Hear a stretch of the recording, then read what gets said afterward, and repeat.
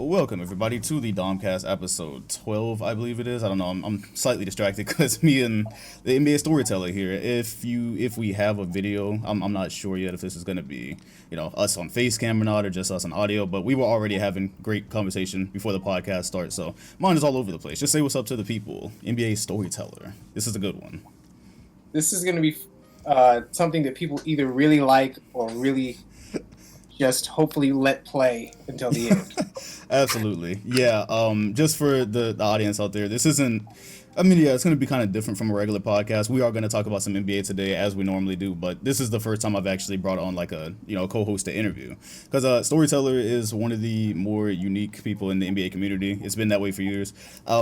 I was trying to remember before we got on today how I found you. I went back to your oldest video. I'm not sure if you deleted older ones or not. But the years look like they match up. It looks like I found you right at the end of college, and that does make sense because I think I drove myself crazy trying to reach the quality of the videos that you were putting out. This what was it? The greatest playoff series of all time. Yeah, that was me trying to. I don't want to say imitate, but I saw the quality of your videos and I was like, shit, man. So yeah, just shout out to you for making quality content. Let me tell you this. There was a point where, because I always watch your videos. I was just admitting earlier that I don't watch a lot of basketball videos. Yeah. Except the ones that just like fight their way all the way through. And there was a point where, I don't know, you kind of expanded your takes, or like it was a little less direct, and I was like, man, this guy is eating into my territory here. And I was like, oh no, is everybody else gonna just like, am I just a one trick that everybody else can just, it's in everybody. I assume everybody has the capacity to do anything that anybody else does. But I was just thinking, oh wow, like he's funny, he's got the voice, he's got the delivery. Now he's kind of being irreverent when it's there. And I was like, oh, okay, this guy, like, so I stuck with it, and there wasn't like a tinge of jealousy, but it was like an additional layer of respect that's kind of carried through the years. Anyway, yes. Yeah. No, I'm gonna tell you from experience. Your work is not just something people can duplicate. You can duplicate things all around NBA YouTube. Like you can take this video format or this video topic. You can do that. Yours, I still to this day don't really know what that process is, which is a topic that we're gonna get into today, by the way. Because watching your videos, I think was the first time I probably, like, you were just asking, how I record my videos. I think watching yours was the first time that I actually tried some things on camera, I believe. So like you have like these really like abstract things that go on with like the toy figure that I think you still use in your videos, the little basketball. Yeah, and so I was literally trying to graduate college and also up the quality of my content by like times a million. So I guess we'll start there since we're naturally there at the moment. What made you want to start YouTube in the first place? Because again, for some reason, like, the time is flying. I thought you were around longer, but it looks like 18, I guess, is when you popped up. So yeah, what was that? I have some floating profiles that may or may not exist still on YouTube in other capacities, other topics. Same. But to varying degrees of success, right? But the idea is that, okay, just, it's all about honesty, right? I watched Mike Korzimba, and soon after I caught on to you, but it wasn't right away. And it was something about like his setup and the door being back there, just a door. And the whole time I'm thinking, like, what's behind the door, right? And his videos were fine, and to this day, I appreciate the entertainment value, and it was great. Like, he was the model back then for me. I was like, I could do this, but like, I still want to know what's behind the door. And I kind of figured that if I can incorporate like what's behind the door in my videos, not literally, but just part of the process, the thought process, and not have it be such a clean thought delivered as if this is a fact and here it is, but here's a process, and here's how I got to it, and here's how I got distracted by other things, and hopefully I get to a point by the end. So it's like, I mean, really, it was being perplexed by the idea of putting a door in your background, like just a white door that took up a third of the screen. And I wondered why. Like, is that a choice? Because I just want everything to be a choice and not an accident. And if it's an accident first, it can become a choice, but just, I don't know, be aware of the thing that you're putting out there. And if you got a door, you got to show people what's behind the door at some point. Yeah, yeah. You answered that in only the way that you can, basically. That's yeah. So I guess figuratively, Mike Koizemba opened the door for your channel. Then I He guess is the did. way you're putting Showed me it. the door. Yeah. Yeah, showed you the door. Absolutely. I can't remember where I saw it though. It might have been again when I was just surfing your channel and looking at the style, being fascinated. But you obviously had a lot of prior video experience as well. I think I saw you talking about that at one point. I did. I've always worked in video production my entire career. I guess post college. I've had a dozen different jobs in a dozen different industries, doing pretty short lived because every year or a year and a half I would just quit a job and move somewhere else, kind of on a whim. It's kind of the nature of everything. Anyway, so point being that I built these videos and told these stories for other people, and I kept trying to figure out a way to tell somebody's story that was a little more personal or had just a little bit more insight into who they were. And I realized one day, and after seeing Korizemba videos and a few other people, I was like, I can apply this to something, the skills that I've learned professionally, to something I enjoy. And it distills down to basketball. Like, it really is at the core of me growing up and kind of my perspective on things. Basketball was always in the middle of it. I mean, from the fight I had with my parents when I wanted to quit playing the trumpet because I wanted to play basketball, and they conflicted because basketball practice was on music day. And I mean, that was a fight, man.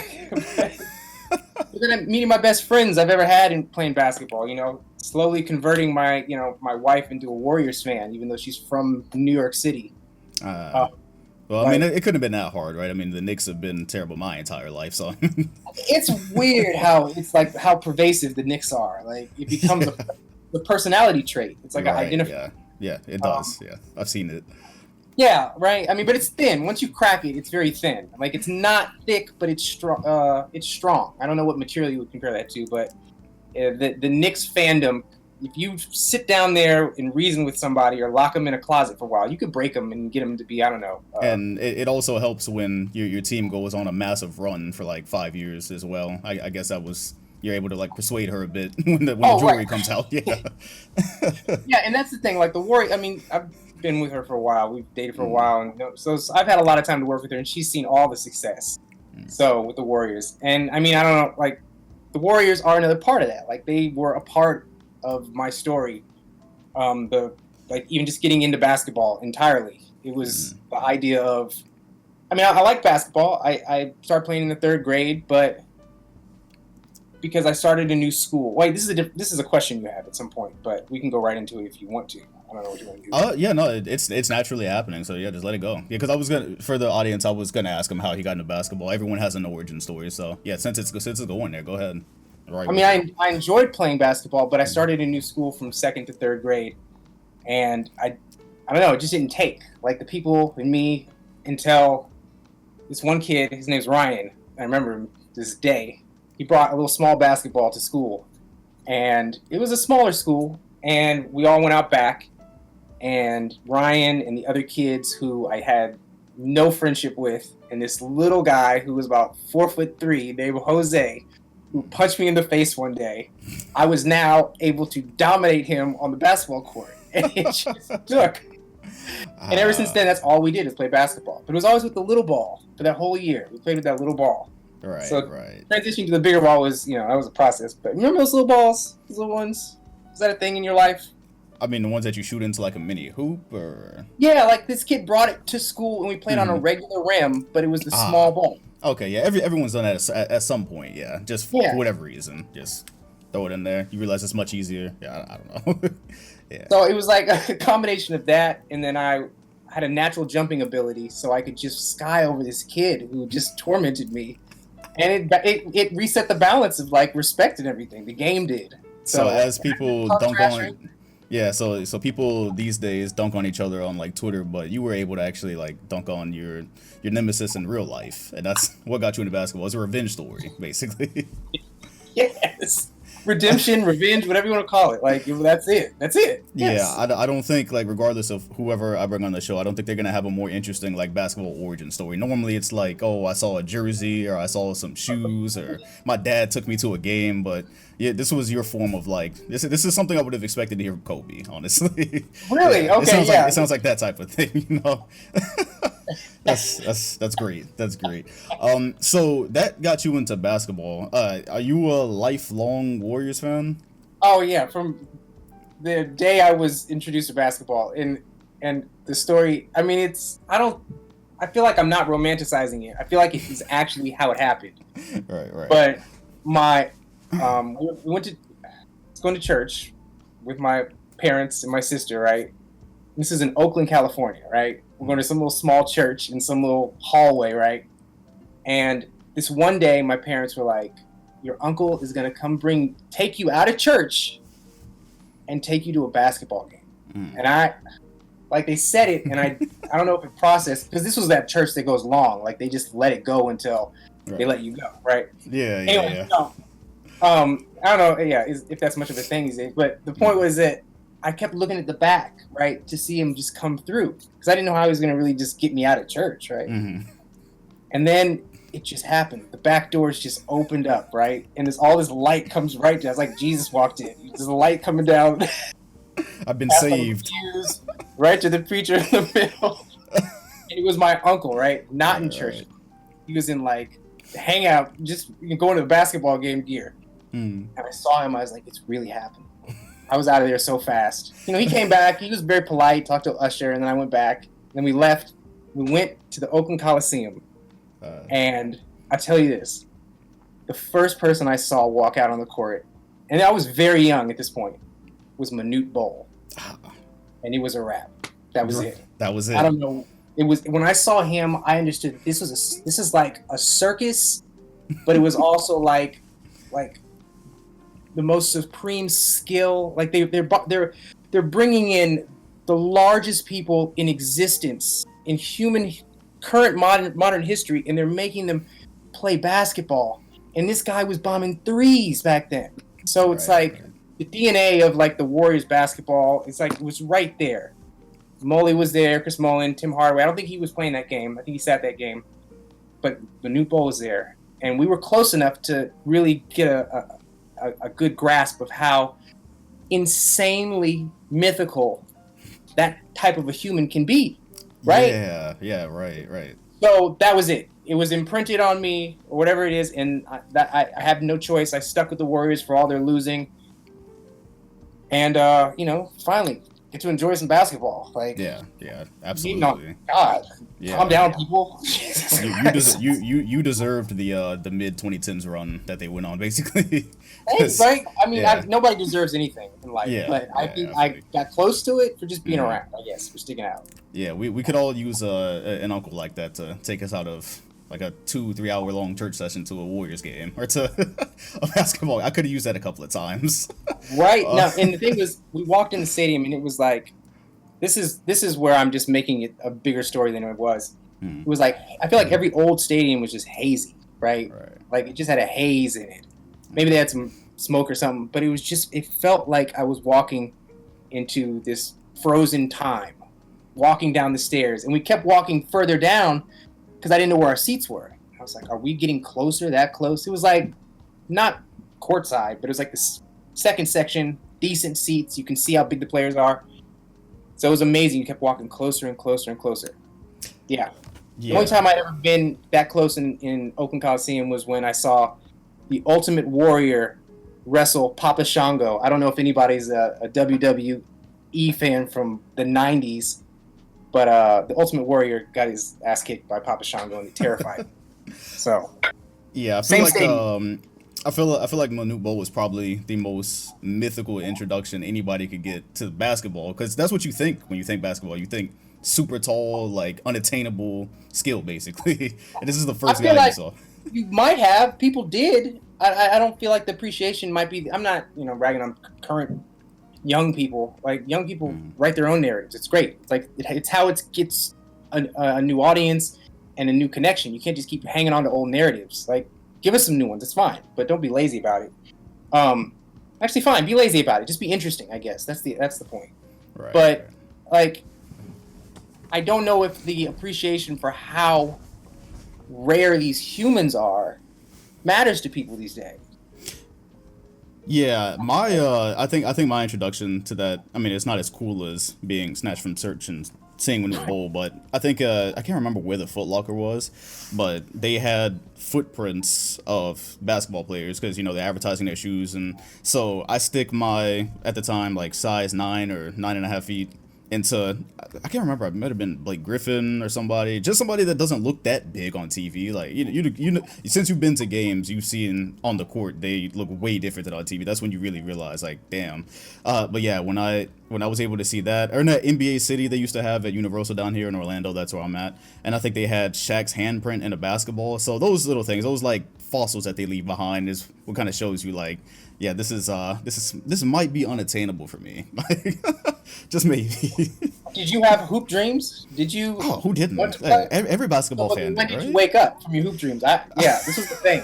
When me and my buddy woke up from our hoop dreams. When was yours? Okay, so I started being a basketball fan around the third grade. Around high school is where I started to say, oh yeah, I could do this. I can practice all day and become a pro. Right. I'm gonna say by around the time I was like, I would say around a little bit before the time I was like applying for colleges and really trying to figure out what I was gonna do with my life. I was like, yeah, I don't think the whole pro thing is gonna happen, but I think mostly being in like a so in our school, our varsity head coach, his son played for the team as well. And I think it was my 12th grade year, I was probably trying out for varsity. I didn't really know how the whole thing worked. And his son is tall, he's like 6 something or whatever. Of course, I'm 5'9".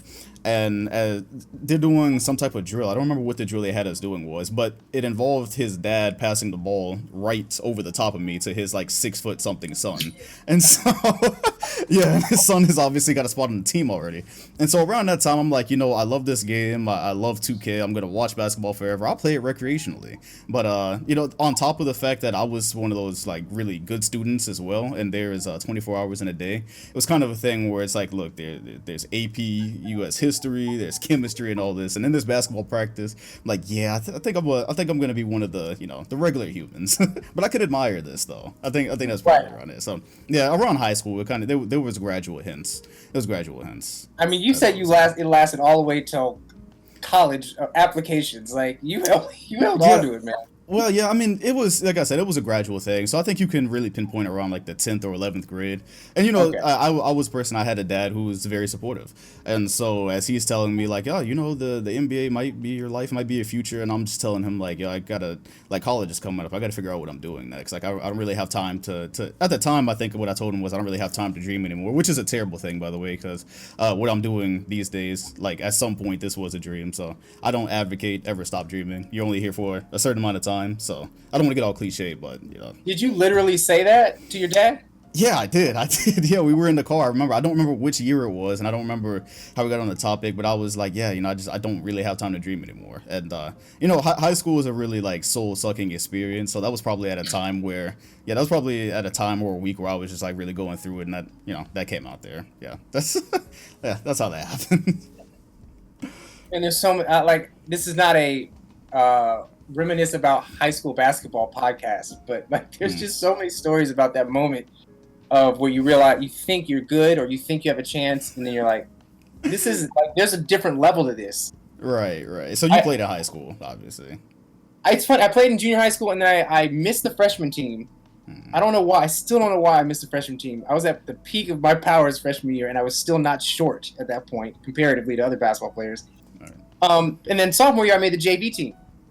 And there was a point during the JV basketball the season where I just got so sick of practice that I don't know if I faked a quad, like a hamstring pull, but I just wanted to sit out of practice. And I feel like I did. Maybe it's because I wasn't running. I don't know. But the point is that the coach called me out on it. He was like, you got a hamstring, you're pulled because you don't practice. And I got so mad about that. I was like, because he called me on my BS truthfully, but I hated him for it because I was still, a teenager, right? Very next game, like 2 players were out for whatever reasons, right? High school reasons. And I started sometimes, but I was like a 6-man. I came in, I literally got 30 rebounds and 20 points and stared at the coach every time I came down the court. That's crazy. You had your Iverson moment. We talking about practice? Yeah, let's talk about practice. Let's talk about practice. Hey, that's great, man. That's great. Yeah. And so, so when was your actual moment in high school though, when you realized that? Because that wasn't the moment, right? Where you realized Oh, like when I realized what? there's a gap and this isn't going that much further, basically. I mean, part of the reason I didn't want to practice because there was somewhere else I wanted to be, which was some girl's house I shouldn't have been going to. But the other part was that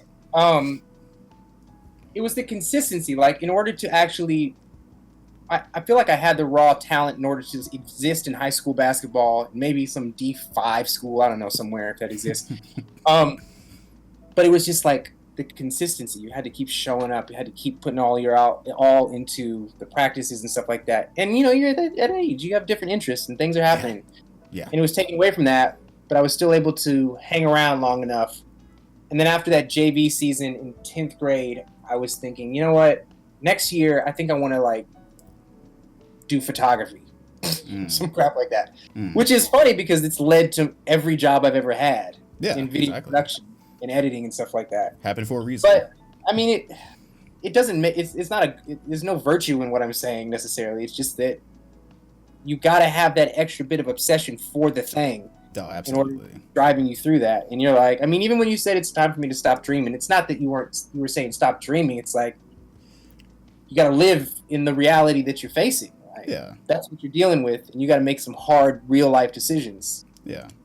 So anyway, yeah. It was kind of a collective thing, but it was in 11th grade. 11th grade, I woke up from my hoop dreams. Okay, so it's around the same time then. Yeah, yes. So life just kind of caught up with you. And what you said was perfect about the obsession, because that's what I realized I didn't have in high school as well. Because I grew up privileged. I had, you know, a bunch of support. I could do other things, so I could have my focus on other things. And so when it came to that versus I give my entire soul to this one thing, it's like, look, I love it, but I'm not brutally obsessed to where, you know, it's gonna go much further. So I could understand how that happened. I think that's probably that, aside from, you know, talent, that's probably how it happens for a lot of people, is you know, just focus and then splits. The people who don't have that 6-7 inch growth spurt over a summer. Yeah, that too. Yeah, I was waiting for that. That didn't happen. I was convinced. You know, you say you were waiting for it, because I was waiting for it. You were waiting for it, right? Like painfully, like every summer is like. I went to a because like I went to like I bounced around to a lot of the schools in my area. There was like 2 schools for like elementary and middle school and whatnot, so I bounced around a lot. And I think maybe like 9th or 10th grade, I went to the other school's football game, and I hadn't seen like a lot of my friends in a long time, and they had like grown, like they had sprouted up, facial hair, all this shit like that. And then I'm like, I'm still here, I still look like I did 2 years ago, and I'm like, so what part of the game is this? Like, when does this happen? Basically. Yeah. So hey, man, look, I can't complain, but yeah, the growth spurt, yeah, it happens for some, not for others. Some people, I'm trying to think of specific players that we've read stories about, like Anthony Davis. He had that crazy growth spurt, right? He was a point guard, I believe. And then, that's such an interesting one. I think about Anthony Davis and his origin story more than I should. Yeah. Like, I always wonder. I mean, just by the pure numbers, there's the amount of people that played basketball before their growth spurt, got good at it, and then had a growth spurt, and remained good and got to be the best, right? Those people are the elite, right? Those are the ones who define the NBA, and they will be all-time players, and they could probably play in any era, right?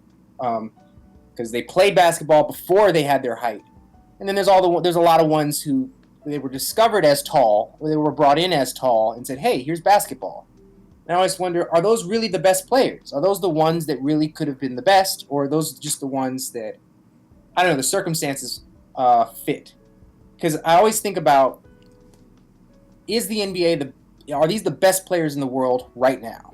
Are these the best players or best possible players in the world right now? And I think we're edging towards that, and we're getting closer to that if we're not there. I think that when we do achieve, like, peak status where the entire world has accessibility to the NBA, and if you're a good player in some third world country, somebody will notice you because you can get your face out and your highlight reel out. I think everybody under 6'6" will no longer exist in the NBA. Yeah, so you think that they're going extinct, basically. The Isaiah Thomases of the world that are on Twitter trying to get a job back, it's not gonna happen. Past a certain point. All of them. All of them. Because the bar is already so like low, right? Like Isaiah Thomas got one injury and that was it. The hip like did him in. Other players come back, got guys come back from Achilles, but if you're under 6 feet and you get hit, like you're toast right now. Room for error is crazy. It's not crazy. Here's where I knew it was over for Isaiah Thomas. This was, I think, his All-Star season. This is when he was that big season he had, right? That one big season, right? Yeah. And it was the All-Star game, and I think he caught like a long rebound off of a miss. God, I'll have to find this clip. Have your staff pull up this clip.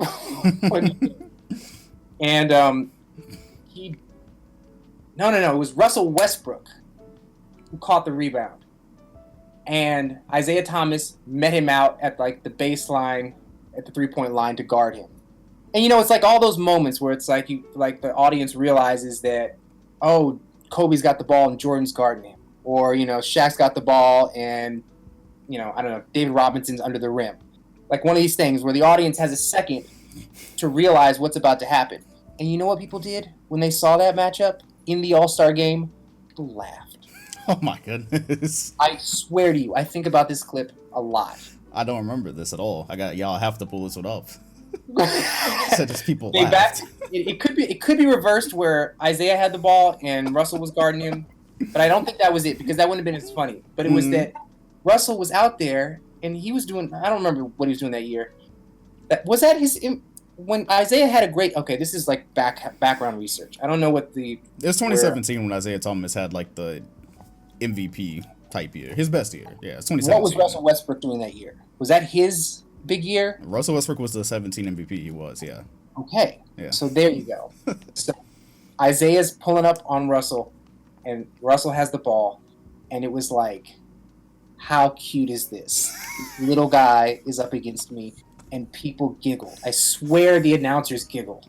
Oh my. And I was like, oh no, this is the seriousness right now cutting through because you're small, and this is not a small man's game, and you have a limited amount of time until there's a 6'6" Ukrainian who can shoot and is just as fast as you.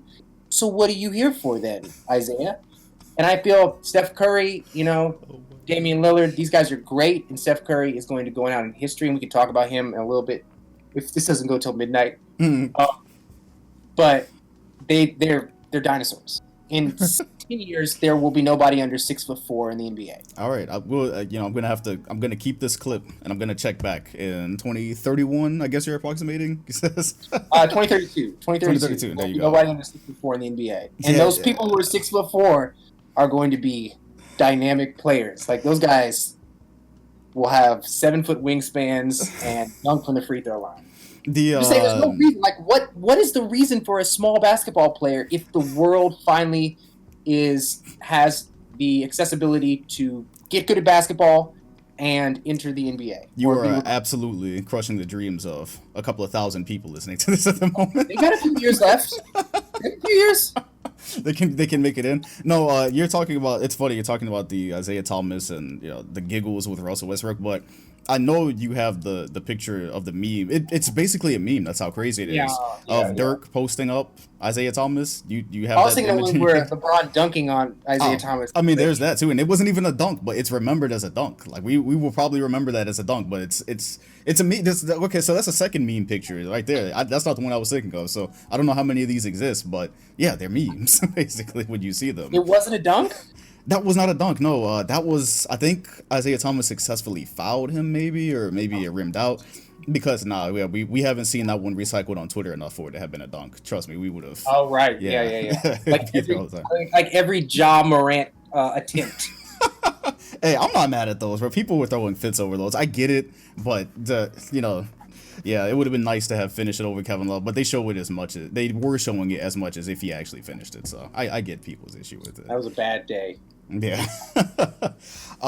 So I'm going to kind of circle back around a little bit we were talking about YouTube when we were talking about YouTube before the podcast and before we got on this. Your videos are like, I'm wondering about the process because what I said earlier, like you can't duplicate what you do. You're able to go in on an idea and like, I don't know the words for what I'm trying to say. You're able to expand on it far more than I think anybody else would have the patience to. So what is the process like making your videos, from like maybe scripting to, okay, I'm gonna have a video on this topic, and then there's gonna be this really minute detail that I'm gonna break down like crazy as well. You get what I'm trying to say here? Basically, your process on that, because that's insanity. That's what sets you apart. I feel like my goal in all of this is just to share a process. So anybody who wants to, and I feel like there's a couple people who have kind of taken it and run with it. They're not big channels at all, but the idea is that I made a choice very early on, and I've nailed it and missed it plenty of times. But I think there's 20 videos on there where I got exactly what I wanted, which is to be completely honest to a thought process, right? So if I'm fixated on a topic, just dunking or whatever it is, or LeBron James or whatever, in the way he answers questions in post-game interviews. What I do is I'll sit down and write, and if I get just an inkling of a tangent or a side topic, I told myself long ago that I just have to go with it. Okay. So and it's painstaking sometimes because I want to cut these things down, or I want to make them direct and just to the point. But I said that the basis of the channel is that I have to be completely honest to whatever my thought process really was. I see. So if I'm going off on something and I get a different idea, I have to go with it and see where it takes me. Sometimes I cut it out because it just ends up nowhere, but I mean, the amount of stuff that I've just cut is ridiculous. Like, I feel bad that I cut a lot of stuff at this point because I feel like I'm being more honest now, even though it may not reflect in the traffic. But the idea is that every single idea that pops in my head is worth it. That's it. And I think a lot of people think their little side thoughts aren't interesting or aren't worth it.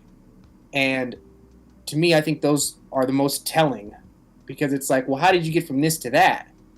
I want people to just see how I got from this to that. And then ideally I want to somehow wrap back around and get to the main point. But my promise to myself was just to always be honest to my thought process. And I have a lot of tangents, so I just keep them. And that was the formula. That's it. So it could be a very narrow thing. Like there was a video I did on Jason Terry getting dunked on by LeBron James. You know that one, yeah, right? Yeah, the one. Yeah. The one. And I felt like Jason Terry made all the right decisions. There's nothing he could have done to avoid that. And I wanted to do a blow-by-blow, second-by-second recap of his thought process in that moment and why he was making all the right decisions until it went all wrong for him. But within that, it's like a 20-minute video or 17-minute video. I go off on a variety of little tangents, but as long as I feel like I can bring it back. Because there's so many things that come up when you're talking about these things. Like when he hit the ground, he looked like he was dead, and LeBron was staring over him. Like it just looked like a lot of different things worth talking about. Right. So that's the formula, and that's what I made that decision day one, and I feel like I've nailed it probably 30% of the time. So I think that makes sense. Yeah, no, that makes complete sense. Yeah, that puts some of the pieces of the puzzle together from some of the videos that I've watched, and that's great explanation. So I do wonder also, the other part that's not able to be duplicated is your actual editing style. Does that just come to you, or is that just from years of like the photography and what you've done in previous jobs? Because your style, I mean, I haven't seen it. If somebody else has been able to like perfect that, I haven't seen it, because it's very random, but it still makes sense. Like that's hard to do. That's very difficult to do. There's two things that happened a long time ago. I realized that people will always give you the benefit of the doubt for the B-roll that you put up, right? Even if there's just a slight connection to what you're saying, even if it's abstract, people will reach for you. You know, so if you're talking about one thing, you put up some random video that feels like it has no connection to it, the audience will be like, wait, what does this mean? Does this mean something? So I try to find things that are slightly removed, that may take a leap of faith to connect from an audience to be like, oh, okay, I see the connection there. There is. I'm not doing anything. I'm not just trolling people, putting random video up saying, okay, now you make the Right. Maybe I've done that, but not much. I try to stay faithful to the fact that there's something relevant here. The other part is I feel like I'm pulling from a lot of different types of video productions. I used to watch a lot of the movie video essays a few years ago, before I started the channel, and I like the way they put their video essays together. Pulling apart, I don't know, The Dark Knight for the 1000th time, and I just wanted to apply that to a different genre, and also just the years of me trying to make very boring topics look interesting. Including jobs I had in the financial industry, in the fitness industry, making videos and highlight reels for these things, and trying to find interesting things to put over these videos and these people talking. And I was like, I can take that same topic or same idea, same approach for basketball. And also, if you don't have to, and I've got to get better with this, because obviously there's, people will snatch your videos if you use too much copywritten stuff. Yeah. But just distorting things. There's a lot of odd pictures I've put up, a lot of takes on people, and I'll put a fourth eyeball on the side of their head and run it through some program that makes them, Yeah. Like, it's just something to look at. So it's like, part of it is that I think it helps people to kind of stay on their toes, but also just something interesting to look at, right? That's it. Yeah, absolutely. That's what it comes down to. It's not that complicated. Yeah, it's funny, the explanations for all of these that as you're giving them, I'm kind of like, wow, how didn't I make that connection on my own? Because they're very common sense, very simple things for something that comes out like a masterpiece, pretty much, as you've been told in the comments. So how long does a video take you to make? Because I know obviously your channel is much different in that you're not striving to keep up with basically NBA YouTube putting out videos as often as they can, and it's very difficult with the process that you have. Anyways, how long is that really taking you to make something like the John Stockton video? I think you probably have more than one, but yeah, videos like that. How long is that? I have more than one John Stockton video. Do you, or is it just the one? Because it became such a it became such like a meme around your channel that I thought you had more than one. I do. I have a couple John Stockton videos. Yeah, you do. Okay. My youngest son just busted in my door here. Oh, okay. Hi. There he is. There he is. What's up, man? How's it going? That's Dom. Okay. All right, close the door. Kick the dog. Bye. I don't know. Cut it, please. Yeah, that's great. The John Stockton. It's like, and I feel like this is really like insightful, but like very YouTuber to YouTuber type conversation here. It's like I need to find an obsession over something and hope that obsession outweighs my indifference or laziness to complete it.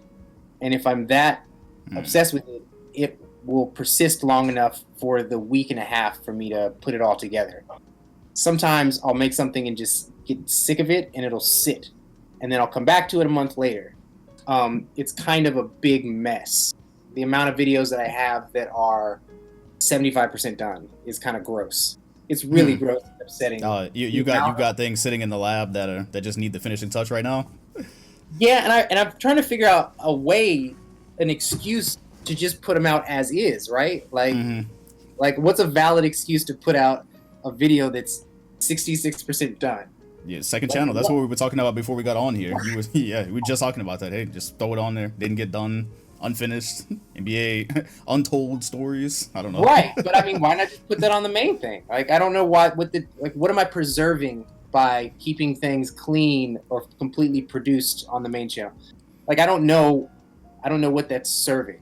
And that's just kind of where I am now, where I could dump 10 videos online tomorrow on the channel, and it, you know, they'd be good, but they'd just stop. They would stop. Right in the middle of one of those ideas. Yeah. Yeah. And I don't know if that's torture, or I don't know if that's like playing fair. Fair doesn't exist, by the way. Fair is a fake. Not at all. Yeah, it's So- just an idea. Oh, we got a countdown here. Oh yeah, that's just my non-streaming equipped camera. That's it. Okay. Yeah, we're good. But I mean, mostly, hopefully, I get fixated on an idea, and I'm able to just get through at least all the recording in like 2 to 3 days. You know, especially if I'm going to like do stuff that's just not voiceover, and then the editing, like 3 to 6 days if I'm just on it. You know, It's just little stuff. That's ideally what the process is, but it's like interest and then just entropy or apathy, whatever the negative ones are, the ones that are just, you know, a rock sitting there for Right. like that. Yeah. That's it. I mean, yeah, that's where I am. Yeah, no, I absolutely get that. Yeah, that's why I was wondering, because, yeah, I see you've also kind of transitioned a bit to the live shows that I was on. I was on your show like 2 weeks ago, basically, and those have kind of become videos in their own right as well. What's with the turn there, where you've been going to, I don't even know what do you call those? Those are, I just called it a live show, but it's produced like the guy, like you had the toy at the beginning, and it's like a whole thing that's going on, like you're performing it. So yeah, that's different type of content than you've been doing. Thank you so much for being on, by the way. You responded the day before the show. I just put the tweet out. I was like, you ain't gonna be on the show. Yeah. Like, I didn't know the was best fun. way to, who reads what. I just happened to see it. I just happened to be scrolling on notifications. Yeah. Otherwise, I wouldn't have saw it, like, ever. And that's what I expected. And it would have been no hard feelings, right? But that was awesome that you came on. And the other two guys I'd never spoken to before that day. There was another guy, a couple other guys who were going to be on the show, who might be on the show. I have a buddy of mine who was a fan of the channel, who says, I would like to help you, like, do things. He gets people to respond somehow. It's crazy. Like, there's a couple people. This guy, I don't know if I should say it, but the guy who wrote The Jordan Rules might be on the show next month. Oh, wow, I read that book. Yeah. Yeah, it's like, okay. that guy's been, what is he doing these days? So, Yeah. he might be on my show next month. It's crazy. But I'll ask him about Leroy Smith. But the show is like, I want the show to be as much like one of my produced videos as possible eventually. I want it to feel like a produced thing, like a performance at some point. But we're just kind of feeling it out. It's only been 4 or 5 episodes. We've only had guests on once or twice. And I thought it worked out. I thought it worked pretty well. Yeah. And I need to figure out how to optimize them. You know, like clip them and put them, post them, repost them, or whatever it is. You know, pouring champagne on my 5-year-old's head. Did well for the few hundred people who've seen it, but you know, there's got to be a way to get that out to more people. Absolutely, yeah. It's a complicated thing for like how many moving parts there is with that. That's why I was interested in, you know, how that came about, and yeah, I could definitely see that being interesting with more people like the author that you have on there. You got something? No, well, yes, of course I've got something. Yeah. Go ahead. Yeah. It's like with this conversation, I feel like there's a lot of there's not a performative aspect to it. I feel like we're just talking, and it's honest, right? And that's what I really want the show to be, including things like behind the scenes decisions. Like there was a point in one show where I really didn't like what was going on, and I wrote like a message to like the technical guy. It's like, hey, this is not working out. Like I want people to see that. I want people to see things going wrong or me not knowing what's happening, and the producer, my buddy Ian, saying, like, you got to prepare for this. Like, I want everything to be on stage, even the ugly stuff, so people can, I don't know, enjoy it in a range of emotions and not just see it as a performance, but, like, we're trying to put something on, but there's a whole lot of stuff going on in the background. I just want it all to somehow be visible to an audience. And that's what I'm striving for, is pure, like, honesty. For example, like, we have a live viola player, Trevor. Like, he's the best thing that's ever happened, right? His vibe, everything's great with this guy. But what's funny is he's become more of a personality in the show, and I feel like he's stepping away from his music responsibility. So I'm introducing the concept of bringing on a second musician to backfill the things that he's not doing now that he's becoming a personality. And I want all, I haven't introduced that to them yet. I don't know if he's going to be offended by that. But I want everybody to see that process as an honest process. So, if that makes sense. That makes sense, right? Yeah, no, that makes sense, yeah. As part of the show. Right, yeah. As part of the basketball show, yeah. Yeah, everything on your content creation side is honesty. You mentioned that with the the writing process and how you get to your ideas. Yeah, it all ties together. So speaking of honesty, then, what is your current, if you really have one, do you have a current goal on YouTube basically, or you just kind of going at it? Yeah, how was that for you? Kevin Durant, yeah. Okay. Oh, we're gonna get there, yeah. We're definitely I mean, I'd love to get to 100,000 subscribers one day. I'd love to there was a point, God, it's crazy. Like, there was a point in 2019 where I was really hitting a stride and things were going really well. And every video was a solid amount of views. Yeah. You know what happened? I got a call from Bleacher Report, right? And they were like, hey, let's do some things together. And they're in New York. I had just moved to the New Jersey area. And I had some meetings up there and we worked on some things. And it just kept taking more and more time. And what they wanted from me was this one thing first. And it kept getting whittled down to something that was almost nothing, right? And I thought I made something pretty good. It was about James Harden and his visual trickery with his beard, right? I feel like the beard was a strategic thing. I mean, beyond the idea of just like the head tossed back being more visible when you have 5 or 10 extra inches here, Also, if you look closely, people will hit his beard and he'll pretend as if he got hit in the face. And it's like all this extra real estate down here that is in fair play. It's in the game. The man can utilize this, and the referees are all in on it, right? And I'd imagine his chin actually was as long as his beard. I made this little video, like a minute, and it did fine, whatever. But it just took like 2.5 months of back and forth, and and I just let the channel just drift off. Yeah. Right, I killed my momentum. I came back. I'm still there, obviously, and I feel like you can get back to those positions, but I just got pulled away from it. And then obviously the pandemic hit, and Bleacher Report cleared their offices out. And so, I think I didn't help anything. What's funny? There was one point where when I was coming up with the idea, they said, "Whatever you do, just don't make a video about LeBron James or Anthony Davis." They told me that, and I was like, "Okay, no problem. Whatever. I wasn't planning on it." But it was weird. They were protecting that image or protecting that for somebody else's voice to say, "Whatever you do, just don't make it about LeBron James or Anthony Davis." All right. I mean, we know what your spin is, but yeah. Wait. I mean, that's fine. I appreciate that. Hang on 1 second. Okay, yeah, I got you.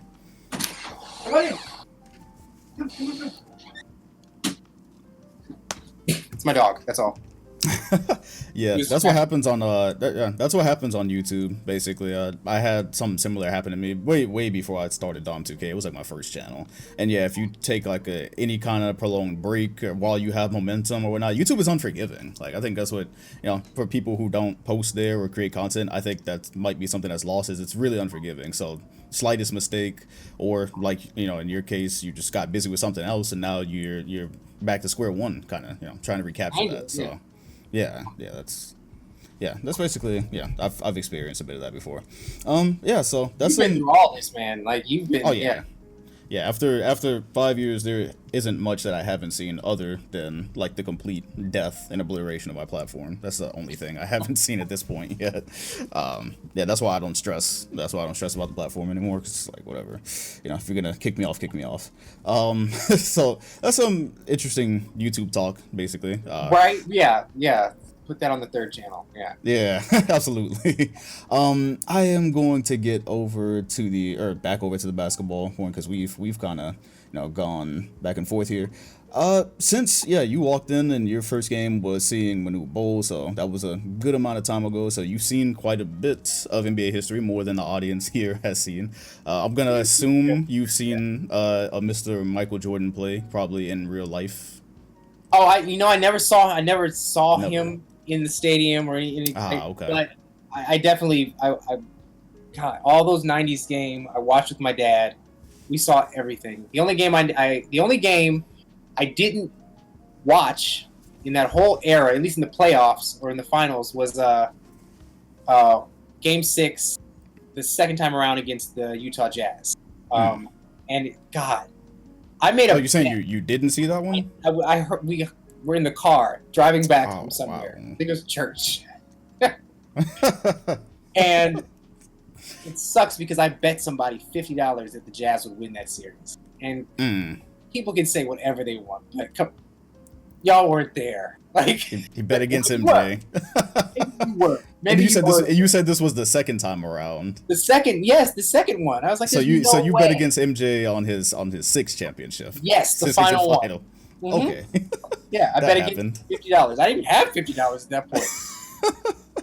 There's some guy like I knew. Oh man. And he was just like talking trash about the Bulls. I was like, I'm gonna bet you $50 that the Jazz win. God, he found me like the next week, like walking out of school. Like it was shady. It was so shady how this guy like was trying to get the $50 out of some kid. Oh man. I paid him. I eventually paid him. Like I'm not, I didn't like run or something. Yeah. Right. And I lost. Yeah, obviously. Yeah. So wow, so you didn't see that one live. But okay. Was it I'm assuming this is probably a video on your channel. It feels like I've even seen it, but I might just be creating false memories. Was it a push off? Oh, the Jordan one? Yeah. No, I mean no, not at all. No, I mean technically a hand on a no. The momentum was carrying Bryant, right? Brian Russell. Yeah. Bryant, yeah. Brian, not Byron, right? That was the whole thing, right? He was headed the other direction anyway, and it was just like a little bit of like a guide hand, which is funny because there's something that James Harden does that I might be crossing over into an obsession about. I saw this the other day, and if there's a video about this, then thank you, Dom, because me talking about it now is stirring up the obsession. Just put me in the credits. I'm gonna put you in every like keyword. It's just gonna be Dom 2K every day. Who was dunking? He was against the Nets. I mean, not the Nets. It was against the Clippers. So the Nets played the Clippers, and there's somebody was headed back on a fast break and dunked it, but James Harden was trailing, and he just lightly put his hand right on the guy's hip as he was jumping. We've seen this a lot where like somebody's dunking or jumping and somebody will push off a little bit. I think Joel Embiid got, LeBron James knocked him over because he pushed him too far back from a dunk. It's all those ones where like, Blake Griffin is going up and he gets pushed back and he just throws it in, like that kind of concept. But that's not what James Harden does. He caught him from behind, just on the back of his of his hip. God, I don't know who it was. It might have been Paul George. I don't know, but he just slightly put his hand on his hip and just brought it down a little bit. And the amount of appreciation I have for that move is incredible because it's playing the numbers, right? It's like the long game. And that's my whole strategy with everything is the long game, right?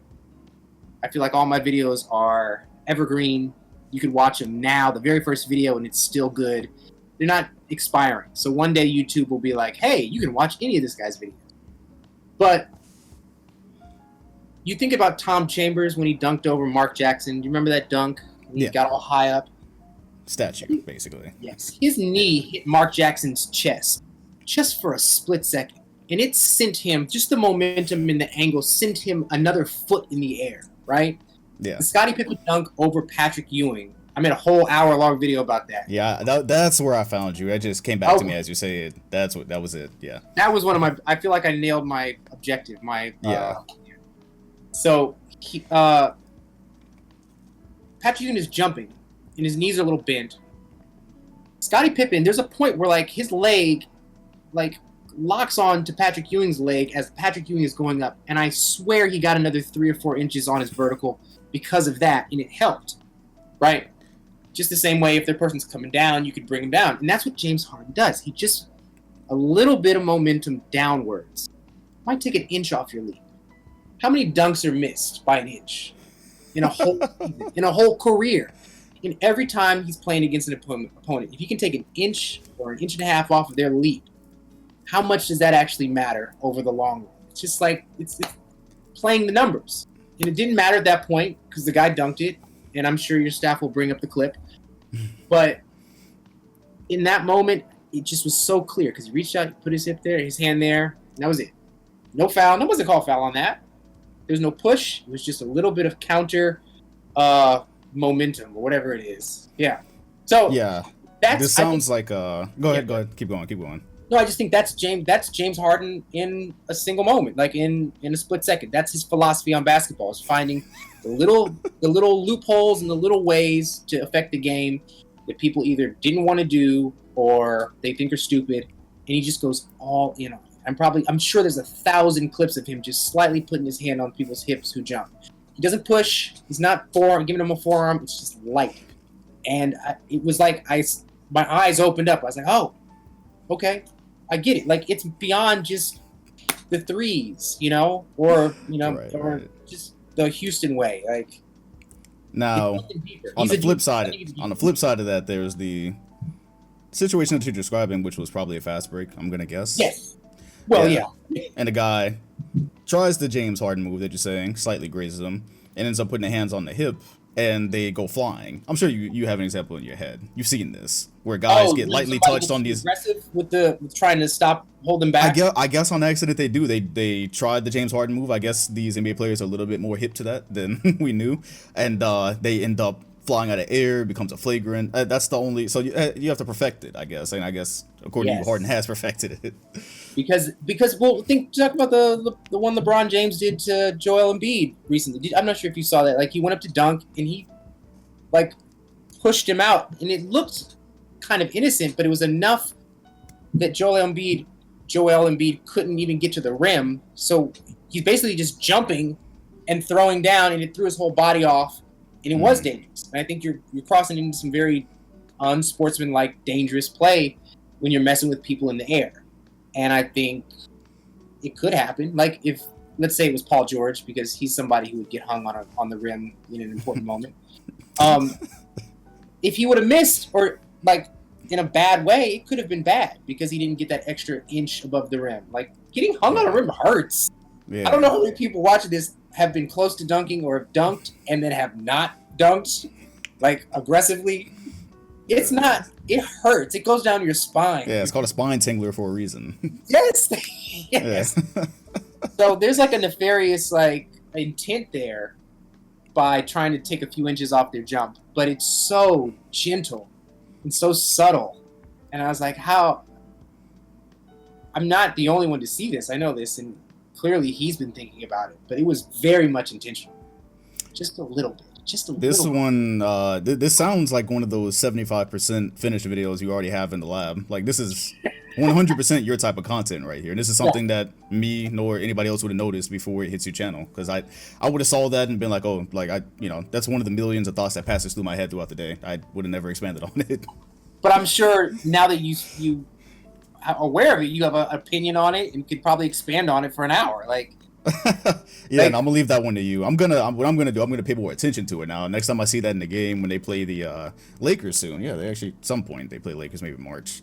LeBron's on a fast break. If Harden happens to be running back that play, which I don't really know what the chances are, but yeah, I'll be paying attention to that. Absolutely.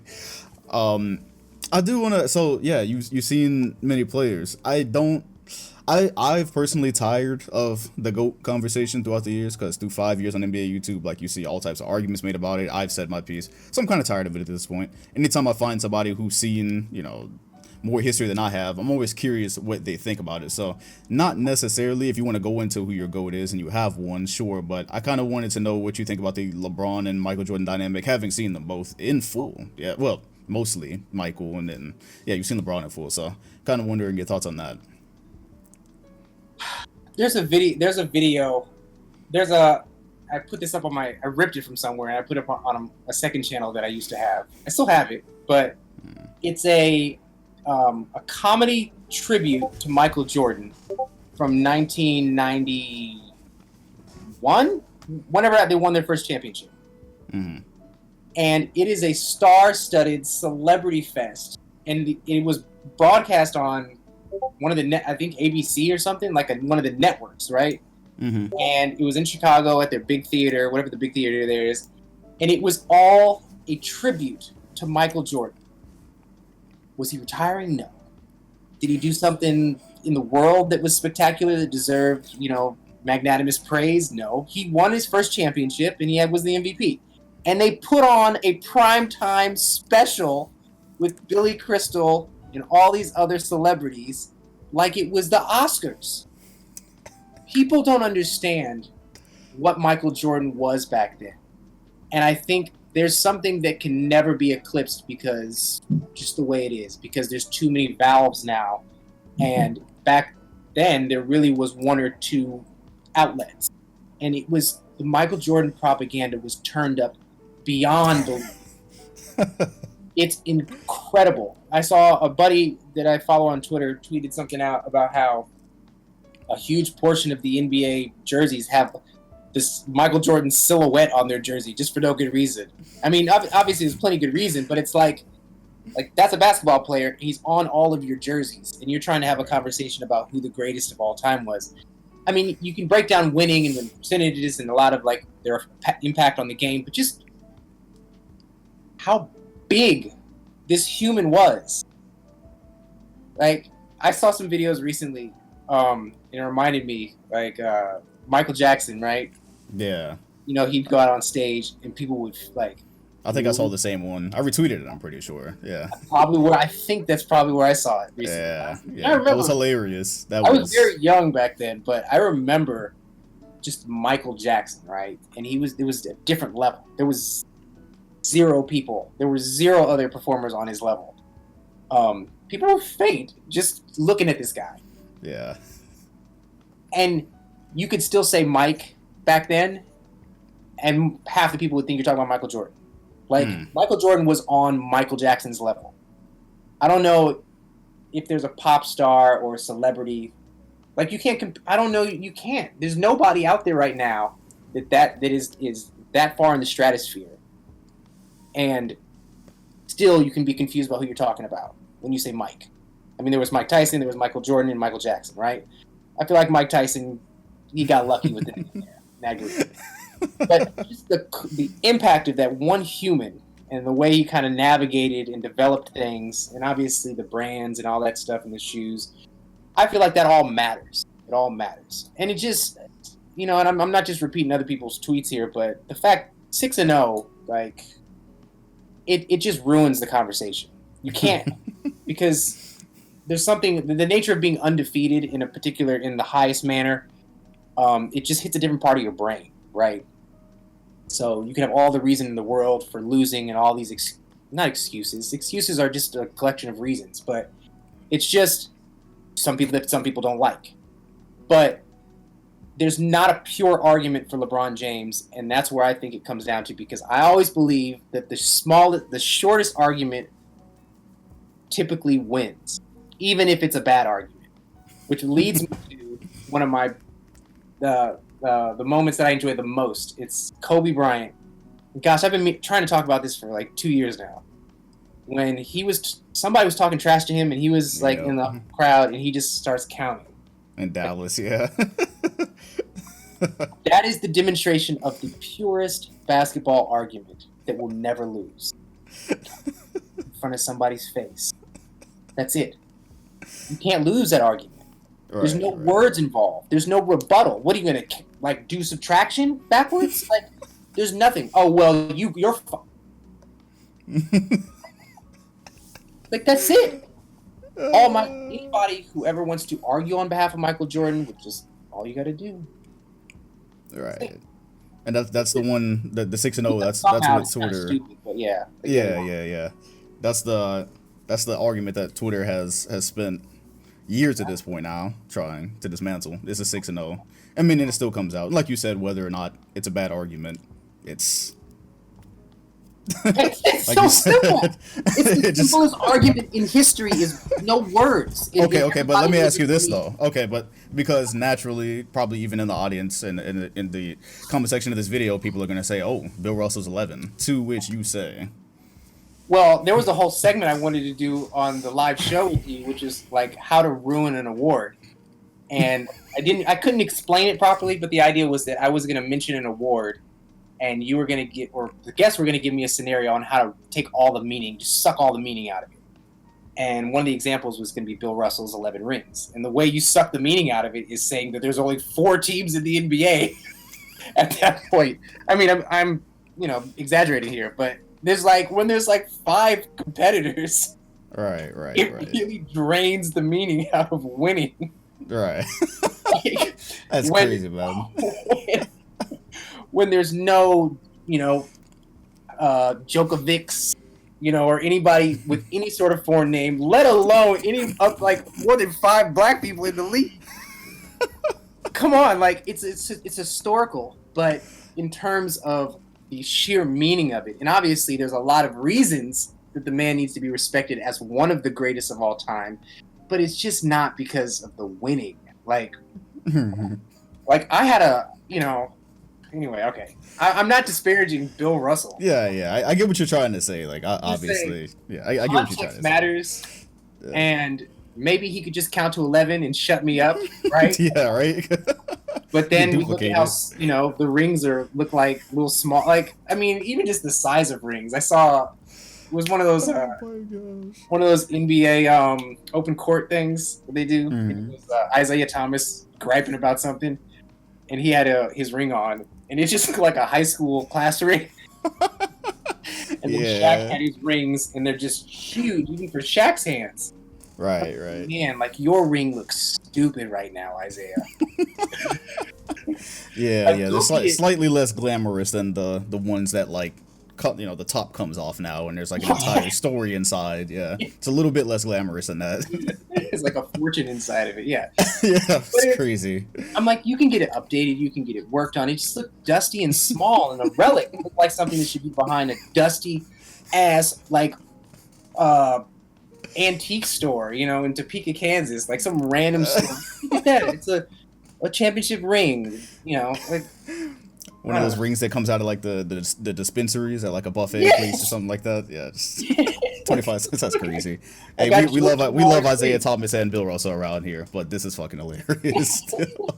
I mean, and that's the thing. I think I could talk about Isaiah Thomas for an extended amount of time because he's so mad and he's such a horrible person, but he's got a great smile and he's gotten in through everything. It sounds like your next video. This sounds like the next abstract topic that you can go on for. This is a video that I didn't finish. You gotta finish that one. Yeah. Gotta finish that one because I don't know. Do you see it the same way?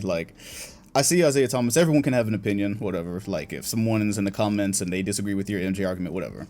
Isaiah Thomas clearly has his opinion that LeBron is going to be the GOAT.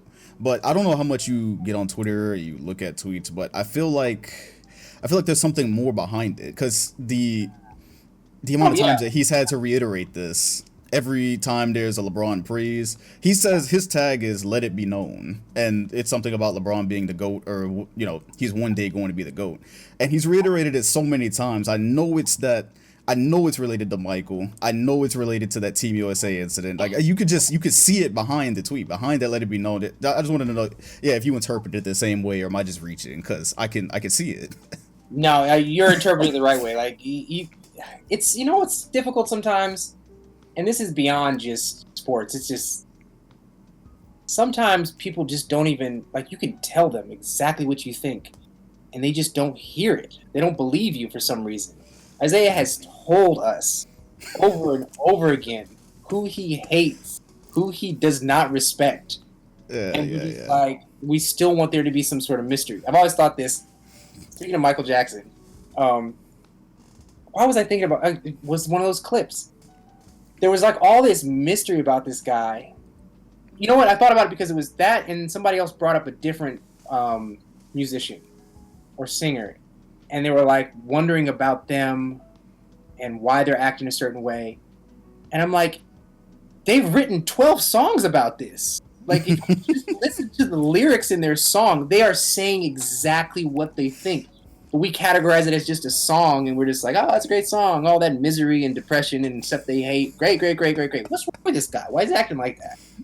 They just wrote it, and they sang it to you. Like It's in 4K. Like it's right yeah, here, Ultra HD. like they poured their heart out and told you Right. everything, and we're just like, what's wrong? So Isaiah has told us it's just these weird formats, I guess. It's got to be the right format. It's got to be like a Yeah. 60-minute interview or some sobering like camera angle where he sheds a tear. But the man's told us who he hates, why he hates them, what he's done, why he's done what he's done. So of course, it's Michael Jordan related. He hates the guy. Yeah. Yeah, and it's not a coincidence that Bill Lambier, even though I don't even think he's on Twitter, I've never seen a Bill Lambier Twitter. I don't know, but He should be right. yeah, equally as frequent, I see a Bill Lambier comment coming about LeBron being the GOAT as well, and I just don't believe in coincidences, man. Again, everyone can have their opinion, but I just don't believe in coincidences, and these things last. These things last. I remember watching Magic Johnson and Larry Bird's interview, and they were like, or Magic at the end of it was like, yeah, if you put the jerseys on right now, I'm ready to go. Like these things, these like we were talking about earlier, being obsessed. Like these things stick with them, and it's a sport, and it's a game, and we all love each other. These things stick though, and you can tell that they stick. And so I've always found that hilarious with Isaiah Thomas. He's clearly touched. Michael Jordan tried to bury him. Like he tried to eliminate him from NBA history in significance. That was just like 30 years ago, and Isaiah's like 70. I don't know how old he is, but it's like Yeah, that wasn't that long ago to him. Yeah, Like, absolutely. and it's not like he was just some guy down the street. It was Michael Jordan, like the best at the thing that he did. Right. What do you just forget it? Like, Yeah, and them both, and Isaiah Thomas. That's really got to say. Isaiah Thomas being from Chicago too, correct? Yeah, he's from, yeah. That's a whole nother layer. Yeah, I'm gonna move on because this could go on. We could do a dive into MJ and Isaiah forever. Maybe that'll be a thing. Maybe that'll be another video for you. So regardless, like at this point, I won't deny LeBron James being a GOAT candidate, and yeah, he is. His history is going to be intertwined with Golden State, and This is where I get to the KD question. You can see it coming because the Warriors win in 2015. Whatever happened there. 2016 comes, the Cavs win. Whatever happened. Now you've got a one-on-one. This is fucking awesome. This looks like it's gonna go on for some time, or maybe they'll have a tiebreaker. KD jumps right in the middle of that. Just the second best player, maybe, in the NBA at the time, jumps to your team, and so I've always wondered what it's like because you guys eliminated him right before that, so you might have had your own thoughts about him versus Curry and all that, right before that happened. Always wondered as a Warriors fan, having Kevin Durant come to your team, how did you feel about that? How do you feel about him? How do you feel about what it did to the rivalry? Just anywhere you can go with that, because and the whole ruined the NBA thing. We're just now exiting that, like a year or two later. Yeah, I'm curious to hear this from a Warriors fan. okay, before the 2015, 14-15, that's when they won the first one, right? The Warriors. Like nobody, there may have been a couple people who saw what was coming, but people didn't see what was coming. And I have a very distinct memory as they approached 60 wins that year. I believe they got like 60 something wins that year. 67.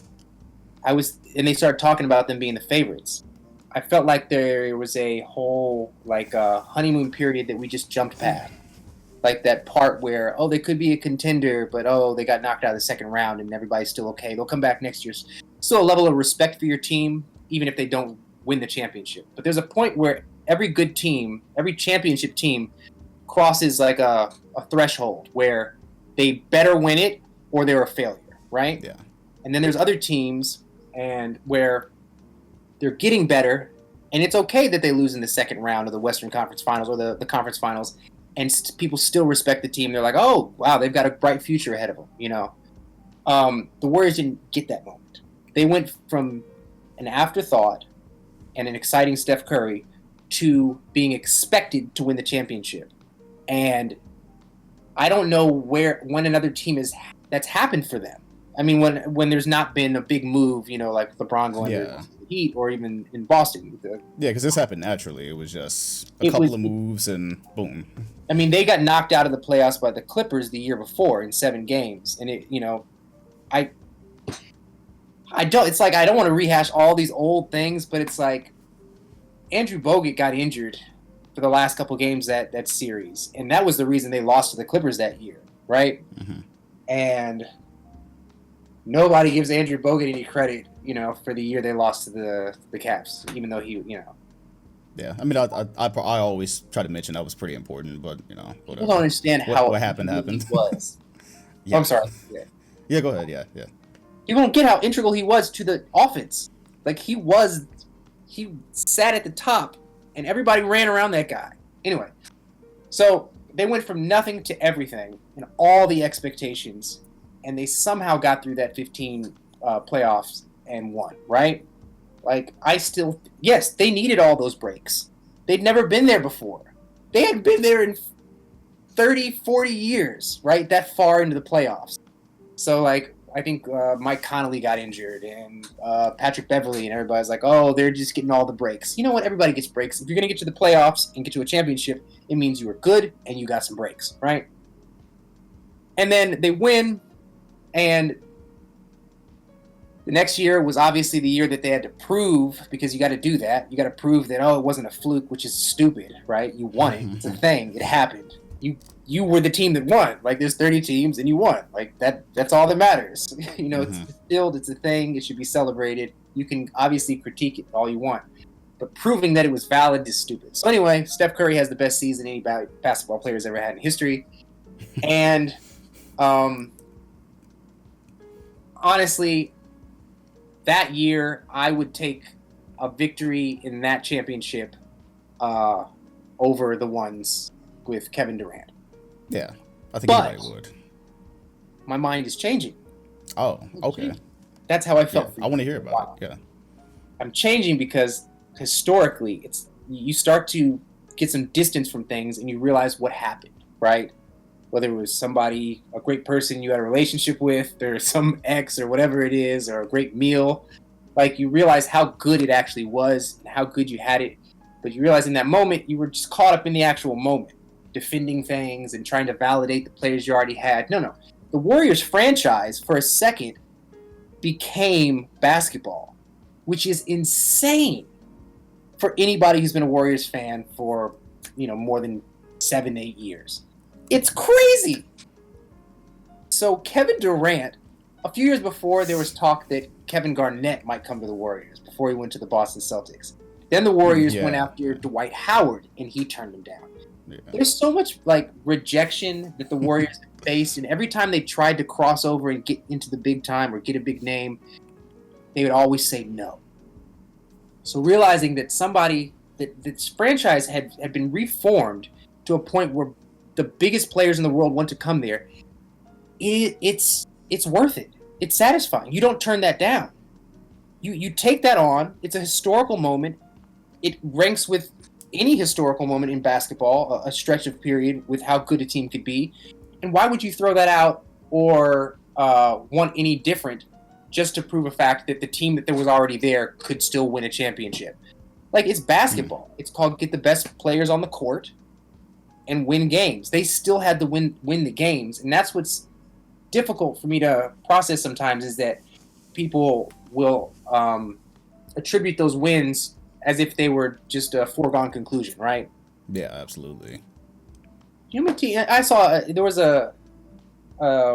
some stat I saw. It was like teams that have 3 players that average over 20 points a game. How many times they've won the championship? It's like twice. And there's been 40 teams that have had 3 players who average over 20 points a game.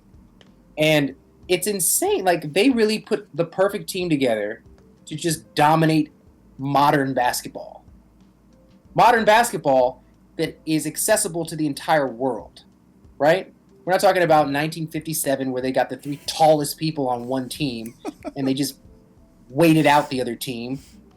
They got the perfect group of people to dominate modern NBA basketball. And you're telling me I'm supposed to feel ashamed about that, or feel iffy about my championships don't matter, they don't count? No, those championships are the purest because they got the best people on a court and ran through the NBA and swept LeBron James and had a gentleman's sweep the year before that. Was it? I don't know which way it went. Was it sweep and then they swept the guy? Yeah, gentleman. This guy was the GOAT, apparently the GOAT, right? Was swept. It's crazy, right? That's so. I know they want to consider Kevin Durant is the greatest, like, oh, it's Kevin Durant. He's Kevin Durant. But it doesn't work like that. Like, they have to play the games, they have to win the games, and they have to do it for the whole season. That is an incredible feat. And for a Warriors team who was rejected constantly by big stars, I think that it's extremely satisfying. And to just have that stamp on NBA history and embrace Kevin Durant and embrace what they did for 2 years or 3 years, it was a good run. I think that is being a real basketball fan. Otherwise, we just... Yeah, I know. Yeah, that's totally a new perspective. I could understand that I never heard that from a Warriors fan. That from that lens, that makes a lot more sense. Because, like you said, yeah, KG did almost get traded there. You had the flirt. I guess you were flirting with greatness with the We Believe Warriors. I don't know if you say greatness. That was a great matchup, whatever. Right. So you had your times. Curry at one point didn't look like he was going to happen. He was getting an ankle injury basically every year. So yeah, there's a million ways that it might not have worked out. Kevin Durant in 17, yeah. Zaza Pachulia fell on his leg. That could have been it right there. Oh, yeah, Kawhi Leonard, yeah. Oh, no, you're right. Yeah, Kevin Durant. Yeah, I'm sorry. Yeah, right. yeah. No, but with, crap, what was it? You want to say something about Kawhi? Oh, the other part, you mentioned in your question, which is like, there was such an imposter syndrome that I dealt with every time the Warriors faced the Thunder, Kevin Durant and whoever he had with him, Russell Westbrook. I don't think they didn't play them well originally when James Harden was there. The Warriors weren't good then. But every time they played them, the regular season in the playoffs, I never thought the Warriors were going to win. Because I was looking at a 7-foot-tall, skilled basketball player, Kevin Durant. And every game that Steph Curry would show up to, it was like a reset button. If Shaq is showing up to a game, you can literally see his dominance. It's a physical dominance, right? And it doesn't take much for you to extrapolate that into a victory or how it would be imposed onto a game. But every time Steph Curry would, especially in that 73-win season, they'd show up, and it's like you would have to reset your brain. Like, wait, why is he so dominant? Like, he's not fast. He can't jump. It's incredible how bad of a leaper he is. You watch. I was just watching Mulder. What's this guy's name? He's on the Warriors. He's like some add-on they've had this year. And this guy is shorter than Steph Curry, and he can just leap and dunk. You look at Russell Westbrook. Like, Steph Curry and Russell Westbrook are not that far apart in height, right? Mm-hmm. And Russell Westbrook can just soar. Steph Curry cannot do any of that. I still get tense when he goes to finish around the rim. I don't feel super confident about it. There's no carryover confidence with him, and I think that's part of the reason he's such a phenomenon in every single game, is because it's a little harder to believe or perceive his dominance. So it has to be proven to you, because every time you watch, and everybody watches, when you find out he's got 25 in the first half, you're like, oh, okay, I'm going to watch this game now. We see it, and we're like, it's being proven to us on a nightly basis, and there's no carryover or pure understanding visually about why this guy's dominant. Even like a LeBron James, we're like, oh, well, he can just drive in, he can bully some people. He doesn't have those tools. He can't bully anybody. Yeah, I think that's why coming into this season, people had all the questions that they did. And after the first 3 games, that's why they started pouncing the way they did. Because they saw Steph out there, and they saw him without his shooter and his other shooter and all the protection, I guess, people thought he had for the last couple of years. And people thought it was going to be like, oh, this is what we've been saying forever. And lo and behold, if they had some more wins right now, he'd probably be taken more seriously as an MVP candidate. And that's a good way to kind of transition to that as well. I guess because I had the question written down about, who is your current MVP, but we can, tag on from the Curry part, since that's where the conversation is at. How do you feel about him being an MVP candidate this year, watching the Warriors the way you are? Because what I found interesting, I hadn't tweeted it yet because I just didn't feel like dealing with certain parts of Twitter, but I was like, for the last probably 5 years, I guess, I always hear, oh, player X, or this team wouldn't be good without player X. They'd be complete dog shit. And so therefore he's the MVP. And so I feel like there's more than one player you could say that about this year, but I'm also looking at Steph, and I'm like, if he dropped tomorrow or he wasn't there right now, the Warriors would be eking out what, 15 wins this year, They do what probably. they were last year. Yeah. Yeah. So I'm kind of I'm kind of wondering how you feel about the MVP race as a whole and Steph Curry's place in it, and yeah, what's going on this season. I think there's going to be some arbitrary threshold. Well, it's not arbitrary. I think there'll be some, because all the judging on these things, everything that's not about a win or a loss is arbitrary. So the judging on who the MVP is going to be, the voting there's going to be some threshold on what seed they are. If they get 4 above, then he's an MVP candidate. Or if they get a certain amount of wins, and I think that's fair enough. I think that's fair. I think there's a lot of good players on a lot of bad teams, and it doesn't really matter if you're really good, if your team is just at the 8th seed or just make it in. I feel like there's just not as much of a case there, and I'm fine with that. But it kind of makes me. I'm kind of disinterested beyond him in terms of MVP. Like. Mm-hmm. I mean, who's in the conversation? Like, I feel like obviously LeBron gets inserted. LeBron, Jokic, Embiid, right. KD. Yeah, that's kind of where it is right now.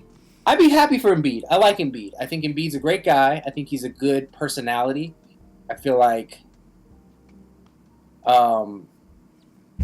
if he won MVP, I'd be behind something like that. Just in terms of the individual, obviously they got to continue to win. But if the Warriors get to the 4th seed or somehow, there's no way you could take it from this guy. Like, yeah. It is. It's the story, right? It's everything. It's the circumstance that everybody's begged for to strip him of all of the NBA assets and things that you traditionally get with good teams, which are like other good players and health and stuff like that. Like right. He somehow muscles it through. It's like it's the worst confirmation of everybody's, what everybody wanted to see, which is ridiculous. Nobody does it by himself. It's so stupid. Like people saying, "Oh, well, Jordan didn't win until Pippen came." Well, of course, he needed another good player on his team. Like, he needed good players to win. Yeah, I made a video about that years ago, the 1-9 thing. Like when you actually look at the context behind it and the teams that they're playing, like it's the whole thing. I don't feel like revisiting that part of my NBA YouTube life. Like that whole argument is so tired.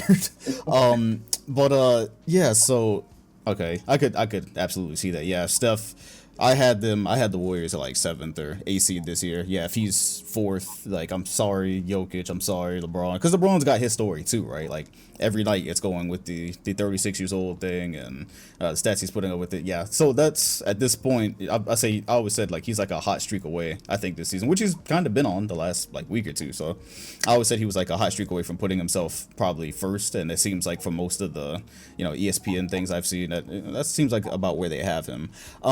I have a random question that popped in my head, but I'm gonna save it for after this one. Okay. I don't know how much you watch Utah basketball at all. I have an answer for this though. Yeah. Yeah, because now they're I don't know if they're still 1st seed right now as we speak, but they're up there and they've won like 17 of the last 18. And I'm wondering, do you believe in the Jazz? Because they're a phenomena that happens, every so often throughout the NBA. Basically, we have these dominant teams when we come into a season, and then we have a guy every few years or so that pops up, and it's like, oh shit, wait, the teams that we were talking about are behind them. So that's where Utah is right now. I don't know what you think about Utah. Is this a serious thing for you? Are you buying into Gobert and Donovan Mitchell, but mostly Gobert this season? Okay. Gosh, how do you say this without being insulting? There's like Gobert was not in the D League, and I know that. But there's like a D League scarlet letter. Like there's like a D League mentality on certain players, like Danny Green, right? There's certain players that just there's like a denseness that just is pervasive over them. I think that I'm not calling anybody stupid, right, or dumb. These are intelligent humans, and they're great at what they do. But it takes a lot of luck, a lot of breaks, and a lot of key decision-making in key moments to get that far and win it all. I don't trust anything. I don't trust Utah. I feel like it's a loser's town. You feel like Vernon Maxwell? I don't know if you follow Vernon Maxwell's Burns on Utah. Yeah, he's like that. Oh yeah, on Twitter. Yeah, it's like a gold mine of Utah slander. You gotta check it that's out. great. I gotta independently. I will. Yeah, I'm going to find that after this. Yeah. But I just think that there's something baked into the Utah. I don't. If I would have thought about this more, I would have had a better example, or a metaphor. But the idea is like certain situations you walk into, and the preconceived perception or mentality eventually takes over yours. And I don't think Utah has the ability to win because I don't think they believe they could ever win. Like there's some weird audacity that has to happen for a team to be a champion, unless it's like a complete fluke, which really doesn't happen in the NBA. Over 7 games, like the better team really does win. Obviously, and injuries matter. That's part of it. If you're an injured player, that's your MO. That's what you do. You get injured. Yeah. So Chandler Parsons, Kyrie Irving, pretty much. It's just like that's your thing. So I don't want to hear what ifs about a player who's chronically injured because that is their archetype. That they get injured, 1 out of every 6 seasons or whatever it is, and Chris Paul, like enough with he had a great career with the body he was given, Mm-hmm. So anyway, there's something about Utah. I could have said the same thing about Toronto at a certain point, and I would have been wrong about it because they figured out a way.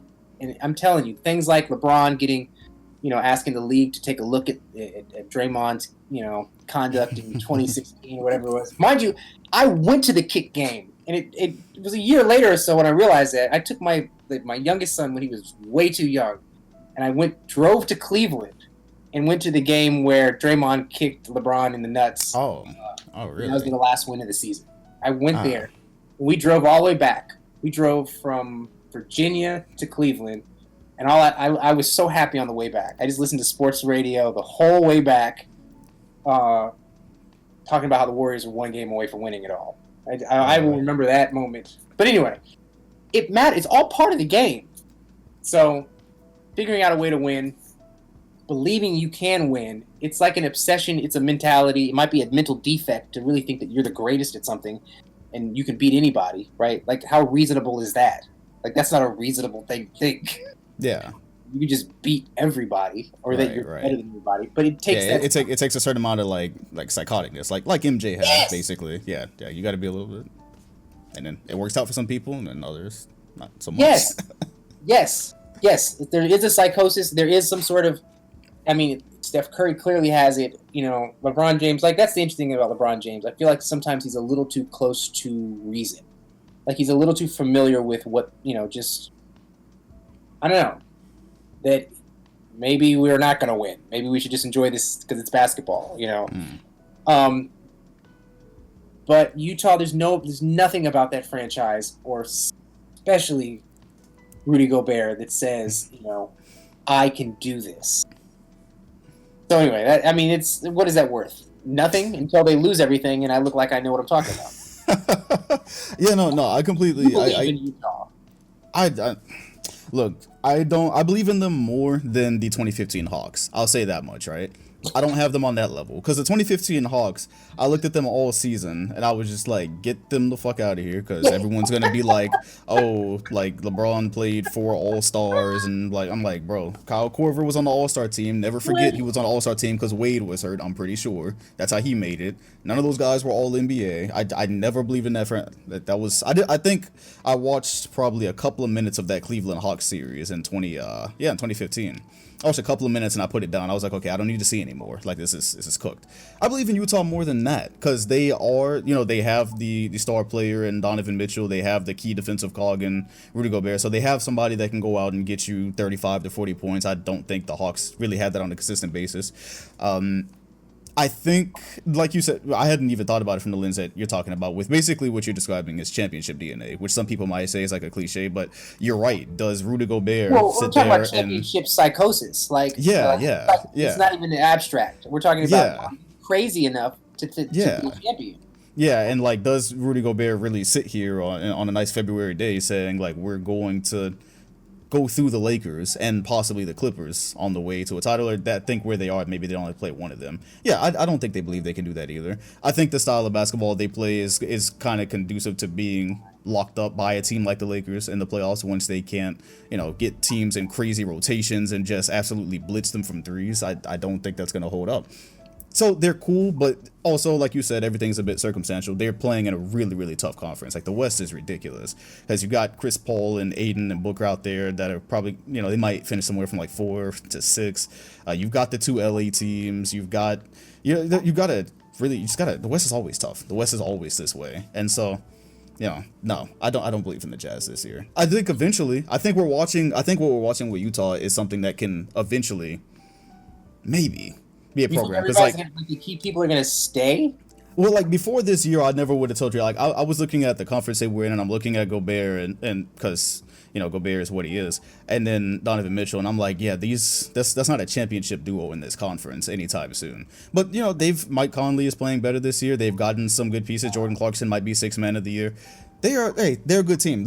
Just take it. I respect them more than 15 Hawks. I knew that comparison was going to come up. I saw the joke on Twitter last night. Finally, it materialized. Like I manifested it, and I saw it coming. No, not the Hawks, but also not the LeBron and AD conquerors. Or anything can happen with the Clippers. Fuck, the Clippers were great all the way up until they were at the door last year and then crumbled. This is why I think this is just the Rudy Gobert mentality. Paul George does not have that. Yeah, he doesn't have the psychosis, you think? No, he's very realistic with his doubt. Like, I feel like he's got a lot of self-doubt, like most people do. Yeah, it's not that's true. To say that you have self-doubt or you don't think you're the best you don't genuinely believe you are the best in the world at a thing. Like, right. I feel like there's a level in there, I don't know where it happens, where you have to just buy into your own insanity. Mm-hmm. No. I mean, even say Kawhi Leonard just lives in that. He lives in that insanity. Mm. But I don't think his partner does. Yeah. It's kind of like, to be honest, it's kind of like if you watch Kevin Durant before he joined the Warriors. He looked like he just didn't buy into himself at the end of games. He made some really dumb. He consistently made dumb choices at the end of games. I mean, there's that big game. Obviously, we can have a larger argument, but it doesn't hinge on one particular moment. But I always think about the one, the big game where Steph Curry hit like a half-court shot to go to overtime, whatever it was. Like Kevin Durant, he's the one who turned the ball over. Like, he made a crazy bad decision that turned the ball over that gave them the game, gave the Warriors the game. And that's happened before. And you have people like James Harden. Like, they really get to the end of games and they just kind of freak out. And I get it as a human who's been in pressure situations where you're like, ooh, I don't know if I have this. That's most people, I feel like. And we don't give basketball players the room to just be like, some flustered individual. They think they're also going to some killer mindset. And I guess that's where people say, well, do they have that, are they, what do they say about, like, they don't have a killer instinct? Killer instinct. Exactly. Yeah, exactly. I mean, that is a thing. It is kind of a thing. Like, do you go deeper into your psychosis as the game gets tougher? Or do you start to rationalize, hey, well, we had a good run. Things are really good. And I think all that stuff affects your shot. I mean, it really, like, God, it's so human. It's so human. It's like if you got some project that you got to finish and you waited till the last minute to do it and you're working it up. You start rationalizing, oh, well, I don't have to do this, or maybe if I cut a corner here, you just start rationalizing to yourself why it's okay to not do the best. And that's what we're built for. I feel like that's how we get through our day-to-day life, not being the best at everything and just being happy.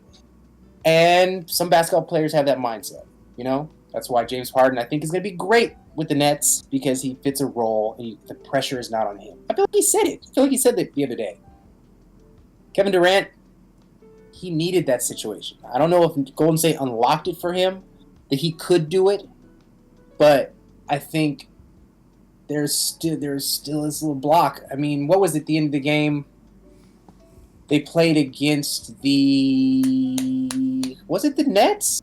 Who was it? Who was that game where the Nets? Where the Nets played Washington? Yeah, it's about the complete meltdown like 2 weeks ago. Yes. 2.5 weeks ago. Yeah. I was watching that just knowing it was happening. I could see it happening before it was happening.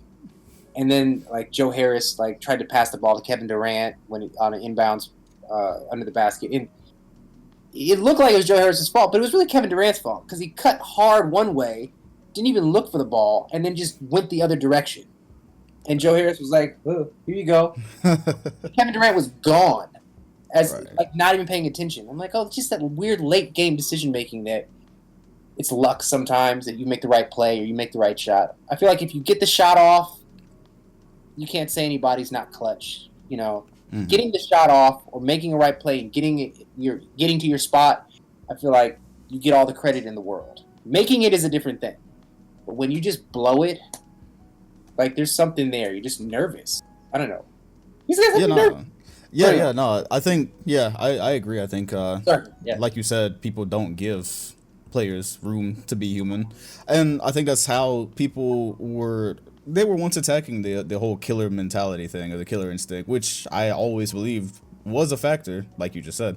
But people, that's back when they would go at LeBron for not having it. That was probably some years ago, and I think that's part of, like you said, not giving them that human element, because that does play a factor. They have real, insecurities and real confidence, just like us. They deal with those same things, and that's why the bubble was really interesting to me, because I was wondering, as they were going into that with no fans, and this is a totally different environment, I was really wondering, does that make it easier for some of these guys? Because at the end of the day, we look at it and we're like, oh, they're all pros and they're all hoopers, and yeah, sure, but they're not robots, Like, on a regular basis, they do play in front of, like, 20,000 people or whatever. And now you're in an empty gym with none of that pressure. That's real pressure. I don't know if people know that you feel that. You feel 20,000 or how many ever eyes on you when you're in the clutch and shit like that. I thought that was important, but, that's yeah.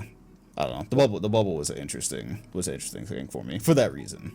What was your assessment after that? I mean, we got guys like, in all fairness, Murray has not been around the entire season, but Bubble Murray was a thing. Bubble TJ Warren was a thing. Yeah. But I'm not going to take the super simplistic view of it and be like, oh, well, look at the Miami Heat this year. They're struggling to get to the playoffs after the finals. This year has a million different factors to it. The injuries, the COVID, there's a lot of shit going on. But I'd be lying if I was going to go on and say everything that happened in the bubble would have happened exactly the same way if we would have finished the season how we were supposed to. There's no way, I would bet everything I own there would not be 2 straight 3-1 comebacks in an arena, in a full arena. No, it's just not gonna it's not gonna happen. There's a reason it hadn't happened before that. That was the Nuggets. They did it to the Jazz, and then they did it to the Clippers. That's not happening 2 straight times where you have to go on the road and do it in somebody's arena. And that's not happening 2 straight times. It's just not. So I still don't take credit away from the winning team and how far certain guys got, because nothing super wild happened. That's what I was really looking for in the bubble. I was like, if something super crazy happens here, because Miami getting to the finals was not that crazy to me. I had them as a dark horse. I thought they were going to beat the Bucks. Yeah, no, I thought they were going to beat the Bucks, and then I thought anything was possible. I always thought, once I saw them in the regular season, I thought that could happen. But I was like, yo, if we get to the bubble and it's something just completely just weird in the finals, nobody's ever going to look at this legitimately. So Lakers and Heat, I thought it was in that realm of possibility. LeBron and the Lakers obviously winning championship was also in that realm. But yeah, it'll be interesting to see how the bubble gets viewed, going forward from here, and after the years pass, and we talk about rings and all that. That's going to be pretty interesting, I think. Let me ask you a question. For the Lakers winning the championship, what's the image that pops in your head? The Lakers winning, you mean a moment, or? Yeah. What's when you think about them winning in the bubble, that championship, even from the celebration specifically, what is the indelible, iconic moment, or that just you think about? Is there one? I Is mean, it a when you say Lakers championship, I mean maybe it's because I've edited so many videos. It's just the phantom cam footage of LeBron walking onto the court and that giant screen that they had in the bubble right there. It's like kind of like walking in front. I don't know exactly how to describe it, but yeah, just like the walk to center court. But in terms of if you're asking for like an iconic moment that series, I probably have to sit down and think about it a little bit well, even harder. But specifically when they won, like during the championship celebration, was there an iconic moment? I know there was a lot of effort. It seemed like to me. Like, try not to see. oh well, I mean, obviously what's become a meme now, Anthony Davis, like crying on sitting on the scoreboard, and that's become a meme now that we've used for our own, we've repurposed for our own use on Twitter. Yeah, that's about the only one I would say from the celebration that comes to my head immediately. It's been a minute. I haven't revisited it much since then. So LeBron like laying on the ground with the cigar on the phone. Oh, you talk okay afterwards? Yeah, obviously. Yeah, that's amazing. Yeah, yeah. I was thinking of everything on court. Yeah. Okay, all right. And then there was Rondo, who was on the court, I think with his kid. There was a picture of him. Yeah, with the sparkling wine. There we go. Yeah. No, Yeah. the LeBron cigar. Yeah, that's cold as shit. Yeah, that's cold. I just always felt like LeBron he's hyper aware. There's like two awarenesses with LeBron, and I think he is I think he's one of the smartest people. He's playing on like so many different levels, intentionally and unintentionally. So you're gonna say he created this moment? I see where this is going. Well, no, I just feel like it's embedded in him. It's like if you grew up your whole life thinking about 5 or 6 different championship moments. It's not that it's false or fraudulent to subconsciously recreate something, right? It's like Kobe doing literally every Michael Jordan celebration. Yeah, his 09 celebration is literally, it's a carbon copy. Yeah, it's a carbon copy of Mike. Yeah, I remember. It goes deep. His celebrations, like the way it started, where he was jumping on Shaq and hugging him and participating with other teammates, to where it drifted to him jumping, fist pumps, standing on the scores table. It's the exact evolution of Michael Jordan's, which was he started celebrating with his teammates, and then it became more of an individual celebration each year that he had to hit certain beats, right? And obviously there were certain things that were, like the year he won on Father's Day, but like he was genuinely caught in his emotion. But the idea is that if that's what you grow up seeing, it's not fraudulent for you to recreate it. It's not like he's staging it. I think LeBron James, and this is something I don't even know how to say this yet. I'm still working on this. Is that he's like an amalgamation of basketball memories, trying to create more basketball memories without knowing how to break out into a new paradigm or a new level, but just rehashing old ones, including the way he talks. Because literally everything he says in an interview is a basketball cliche or a life cliche or a saying or an idiom chopped up and mixed up. It's very odd. We can talk about that later. But it's like his school has been professional basketball. And he's just giving us back all the greatest things he's ever seen. So he's kind of like just spitting it back at us. And some people think that it's, I don't know, fraudulent, or he's trying to do things, or he's trying to emulate things. I think it's genuine.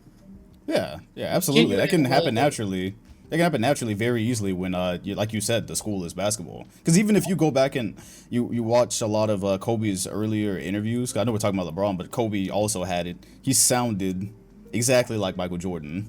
And just general talking interviews, whether he was trying or not, that was his school. The greatest was his school. So, you might end up just subconsciously doing what they've done. And yeah, I've noticed that a couple of times.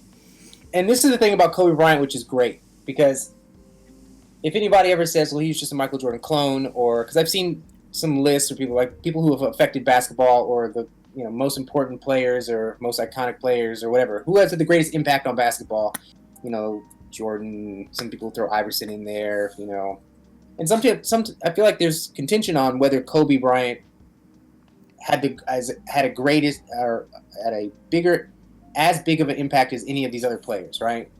Because people will say, well, he was just Michael Jordan. And let me ask you this. Is there anybody who's been able to imitate somebody else and also achieve the highest level that the same person did?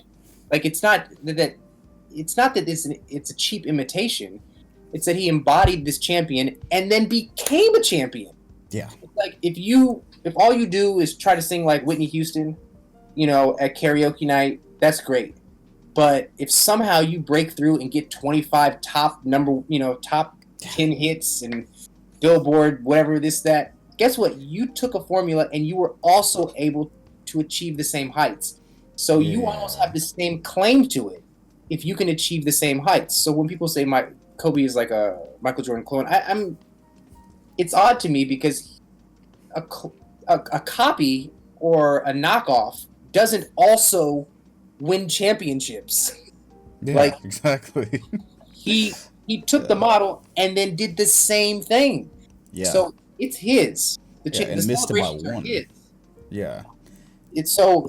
I think there's something almost more. I wouldn't say more impactful from Kobe Bryant, but it's showing how something can be done. Like you could take somebody's perfection or somebody's highest form, if you can embody it and then achieve the exact same heights. I mean, obviously not the same amount of championships, but you can still win NBA championships and hit fadeaways and do all the things. Then it's yours. It's not that was always my. I felt like that was the simplest argument to debunk back when people used to disrespect Kobe on the internet, because that was a thing, and they would say like, "Oh, he copied MJ." That was such a common thing. I'm like, how many people since MJ's retirement have tried to copy MJ? Like, yes, people have tried. It's not just like, oh yeah, I think I'm gonna go clone MJ's game. Like, fam, that takes a certain amount. Like we've all heard the Kobe work stories. Like that took a certain amount of grit to actually do that. So I never really saw that as the own that people thought it was when they would say that. I'm like, and we were talking about championships earlier and the circumstance. Like as close as his game got to Jordan's and how you can stitch together the videos and not even tell which one is which. Getting to 5, you didn't get to 6, but getting to 5, despite he got injured multiple times, that he could have lost a couple of those championships just based off of that. Like he got right there. And so, yeah, I never understood that criticism. And as it relates to your point about the making it your own, yeah, like who's gonna try to be the next Kobe and actually succeed? Like that doesn't just happen. Right. That doesn't just happen. Like, that doesn't just fall out of thin air. I don't know. I felt like that was a really simple one to debunk back in the day. That was strange.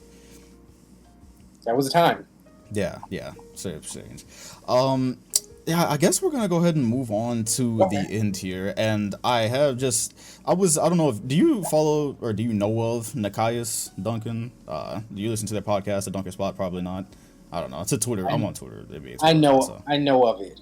Yeah, okay. Well, they were talking at the end of their podcast, because it happened probably like 2 or 3 times in the last couple of weeks where teams are fouling at the end of games when they're up 3 to obviously prevent the other team from scoring. And I heard their conversation on it, so I just thought it was a funny way to end the podcast. I wanted to get your perspective on that. Teams fouling when they're up 3 to say, we're not going to give you the attempt. We're going to go ahead and end it right here. What happens, but you're not getting that attempt.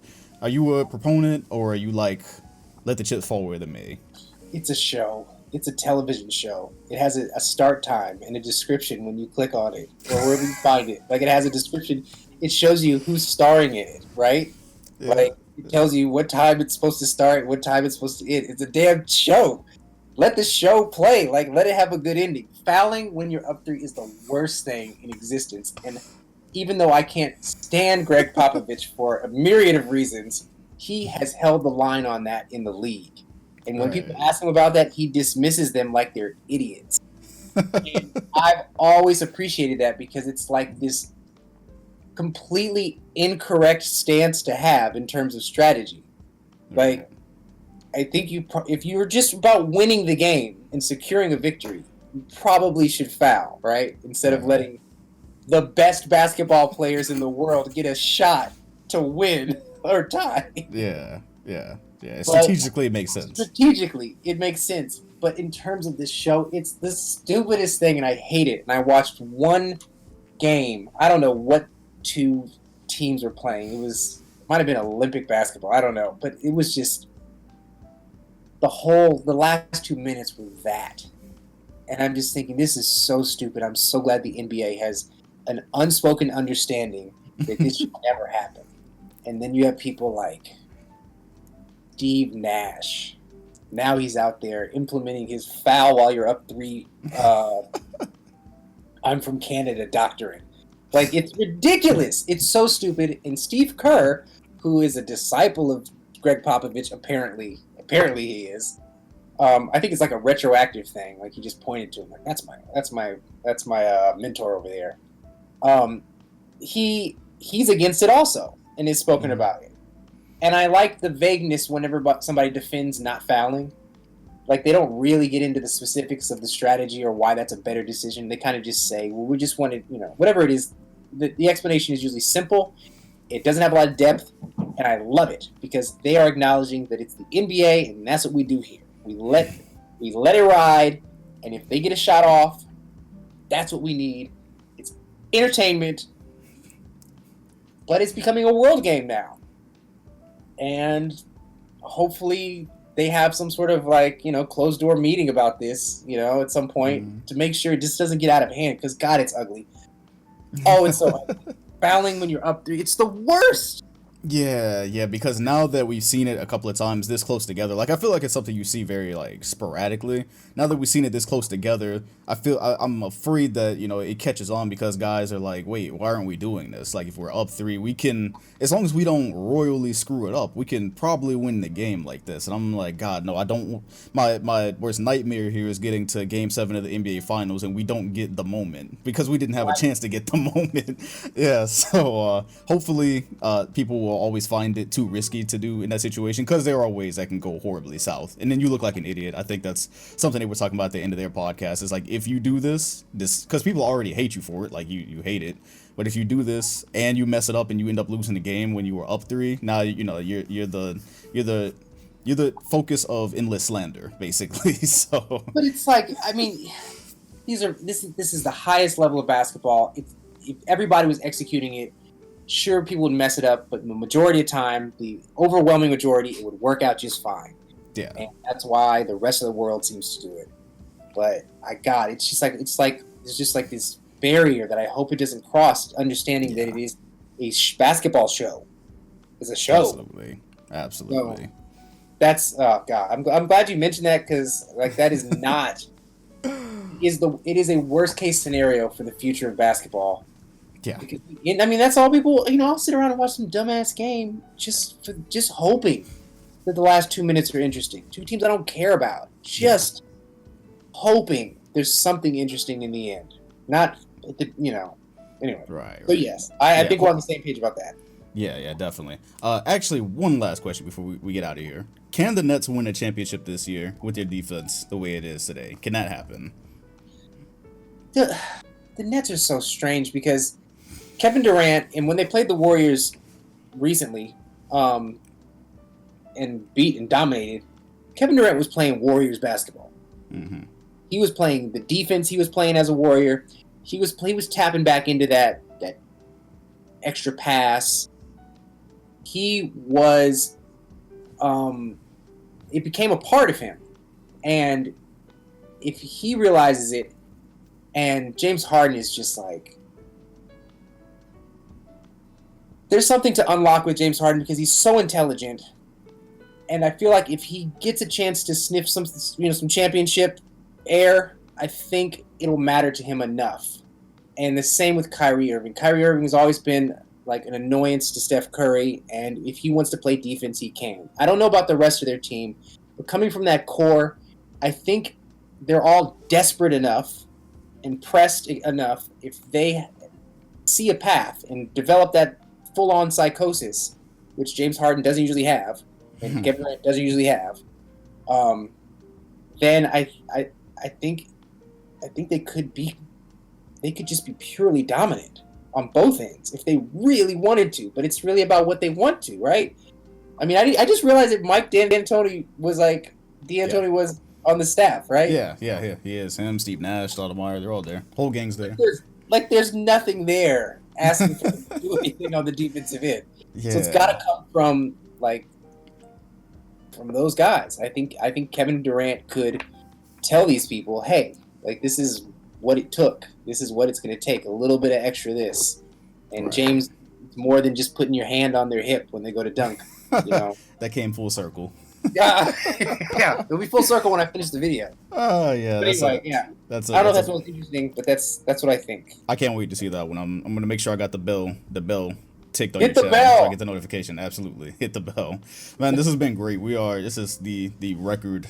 This is the longest podcast, obviously.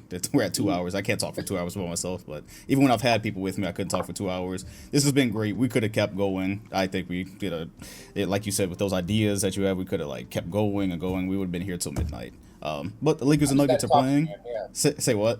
I'm just glad to talk to you. You're great, man. Yeah. This has been awesome. I'm sure you'll be back at some point because there's many more ideas with like NBA history and everything happening throughout the season. I'm pretty sure you'll be back and we'll do this again. But yeah, thanks for coming on, man. This has been super dope. Thank you very much. All right. Oh yeah, forgot my due diligence. This is on Spotify, iTunes, everybody. Links in the comment section, description, all that good stuff. Y'all already know.